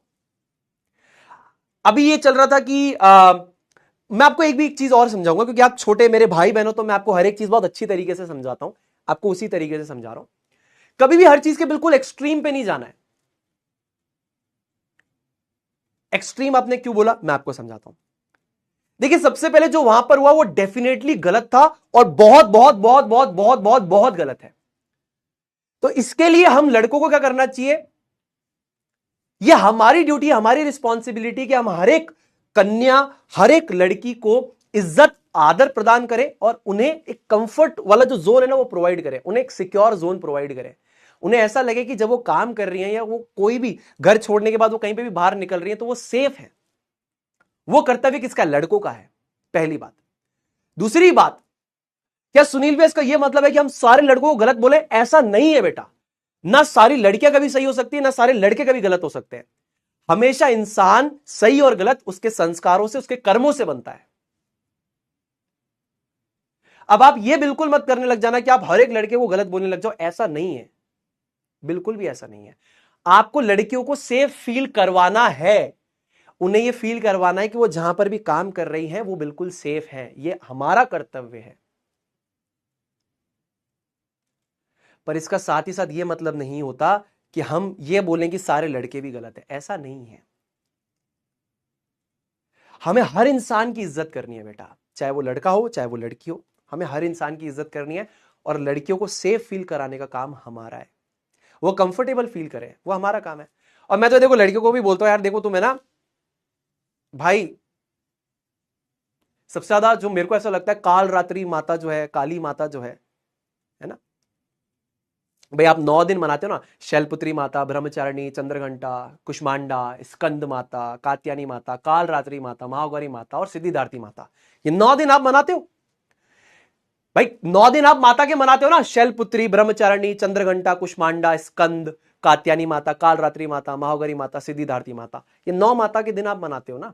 तो जो कालरात्रि माता है, काली मां, उसका अब आप रूप धारण कर लो। मैं तो सारी लड़कियों को बोल रहा हूं भाई, काली माता, कालरात्रि माता का रूप धारण कर लीजिए भैया। अब आप, कोई दिक्कत नहीं है, आप रूप धारण कीजिए। और हमारे जो पुराण है ना, उनमें जैसे गरुड़ पुराण की अगर मैं बात करता हूं आपसे, तो वहां पर अलग अलग तरीके की सजाओं के बारे में बता रखा है। अलग अलग तरीके की सजाओं के बारे में श्री नारायण ने बता रखा है। इस चीज की जो सजा है, शायद शब्दों से बोलूंगा तो बहुत बुरी ना लग जाए, पर जो सजा उसमें लिखी है ना, वो दे देनी चाहिए। 5वें अध्याय में अलग अलग प्रकार के नरकों के बारे में बता रखा है। ये करोगे तो ये होगा, ये करोगे तो ये होगा, ये करोगे तो ये होगा, दे देना चाहिए। हमारा लॉ शायद जस्टिस देने में थोड़ी सी देर कर रहा है। मैं बहुत ज्यादा फेथ होल्ड करके चलता हूं देश के सिस्टम के अंदर, बट थोड़ा धीरे हो रहा है। थोड़ा सा तेज अगर हम जाएं तो जस्टिस मिलेगा, है ना। और इस चीज में सबसे बेतुकी बात जो मुझे लगी, जो बहुत ही लॉजिकल लगी, लोग कह रहे हैं कि लड़कियों को रात में काम करना बंद कर देते हैं। अरे लड़कियों को रात में काम करना बंद नहीं करना, आपको सेफ्टी रेस करनी है। मैं आपको बताता हूं, जब मैं बैंगलोर में काम करता था, मुझे ऐसा लगता है कि वहां पर लड़कियां बहुत सेफ फील करती हैं। उस पर्टिकुलर एक बैंगलोर में अगर मैंने जो ऑब्जर्व किया, वहां पर लड़कियां सेफ फील करती है। तो वहां की गवर्नमेंट ने वैसा फील करवाया है कि लड़कियां रात में घूम सकती हैं, काम कर सकती हैं, हर आजाद इंसान की तरह घूम रही। जैसे लड़के घूम रहे हैं ना, वैसे वो भी उस आजादी के साथ घूम रही हैं। कितनी अच्छी बात है। तो वो चीज आप हर जगह लागू करेंगे तो ज्यादा बढ़िया है। वरना एक वो जो डर है ना, वो बहुत ही गलत है यार। डर में ना इंसान जीना भूल जाता है, समझ रहे हो। मतलब ये मैंने बैंगलोर में ऑब्जर्व किया। When I was in Bengaluru for 2.5 years, I observe कि लड़कियां बहुत सेफ फील करती है वहां पे। नाइट में आराम से घूम रही हैं और खा रही हैं और पी रही हैं, बहुत अच्छा लगता है कि हाँ यार चलो ठीक है। अब हम उस जोन में आ गए जहां पर वो सेफ फील कर रही हैं, वो आराम से घूम रही हैं, और अच्छी बात है ना, घूमना भी चाहिए। मतलब उनके पास भी सारे राइट्स होने चाहिए। मतलब ये बोल देना कि आप 8 बजे के बाद काम मत करो, ये this is a failure of the system. This is not something जिसके लिए मैं बोलूं वाह वाह क्या बात है, वाह। ये हमारी कमजोरी दर्शाता है कि हम चीजों को सही नहीं कर पा रहे, तो रोक लेते हैं उनको। अरे उनको क्यों रोक रहे हो? आप उनको घर में क्यों बंद कर रहे हो भाई? उनको घर में बंद करने से क्या होगा? प्रॉब्लम का सल्यूशन निकालो ना। आप प्रॉब्लम से दूर भाग रहे हो। लड़कियों को अंदर रख दो, बस खत्म बात, प्रॉब्लम सॉल्व। वाह वाह, बहुत बढ़िया बहुत बढ़िया। तो काम करते 2000 साल पीछे चले जाते हैं, फिर से वही, आप तो वही प्रथा ले आओ, सारी पुरानी प्रथाएं ले आओ, मजा आ गया आपको। तो सल्यूशन यह है कि आपको सेफ्टी मेजर्स को बढ़ाना चाहिए। सल्यूशन यह कि हम अर्ली एज के अंदर ही बच्चों के अंदर ये एजुकेशन दे। यह हमारा भी कर्तव्य एज एन एजुकेटर कि हम आपको सही और गलत समझाएं। हर एक छोटे बच्चे को हम ये बताएं। जब हम बच्चों को, छोटी छोटी बच्चियों को हम बैड टच सिखाते हैं स्कूल के अंदर, मुझे ऐसा लगता है कि जब हम छोटी छोटी जो बच्चियां होती हैं उनको हम गुड टच और बैड टच सिखाते हैं, हम लड़कों को भी सिखाएं कि what is a good touch, what is a bad touch. मुझे ऐसा लगता है। मतलब अगर मैं एजुकेशन को रिफ्रेम करने की सोचूं तो आई विल गो ऑन कि लड़कों को हम बताएं कि बेटा ये this is a bad touch, this is a good touch. उनके दिमाग में बचपन से वो चीजें हो, उन्हें पता हो अपनी लिमिट्स क्या है, उन्हें अपनी लिमिट्स के बारे में पता होना चाहिए। आई थिंक वो अपनी लिमिट्स भूल चुके हैं। इसलिए ऐसे घटिया और ऐसे कृत्य होते जिनके बारे में कोई इंसान कुछ नहीं बोल सकता। वो भी किसी की बेटी है यार, किसी की बहन, किसी की बेटी थी, वो कितना बुरा लग रहा होगा। बस इसीलिए मैं बोलता हूं, कलयुग में लोग धर्म अधर्म को साथ लेके चल रहे हैं। कहीं ऐसा ना हो जाए कि अधर्म बहुत पावरफुल हो जाए, ऐसा मत करिए। वरना धरती पे लोग शायद जिंदा ही नहीं रह पाएंगे। पता नहीं क्यों मेरे को बस ऐसा लगता है कि ये अंतर लोगों को पता होना चाहिए। लोगों के अंदर झूठ, कपट, धोखा देना, झूठे आरोप लगाना, किसी को बेवकूफ बनाना, ये सब बहुत आम हो गया आजकल। बहुत आम, बहुत आम। मत करिए ये सब। इन सब की सजाएं बहुत खराब हैं। जो भी समझदार व्यक्ति है, जिसने गरुड़ पुराण पढ़ा है, उसे पता है कि क्या क्या सजाएं हैं लिखी हुई। आपको ऐसा लगता है कि आप बच जाएंगे? आजमा के देखिए, समझ में आ जाएगा।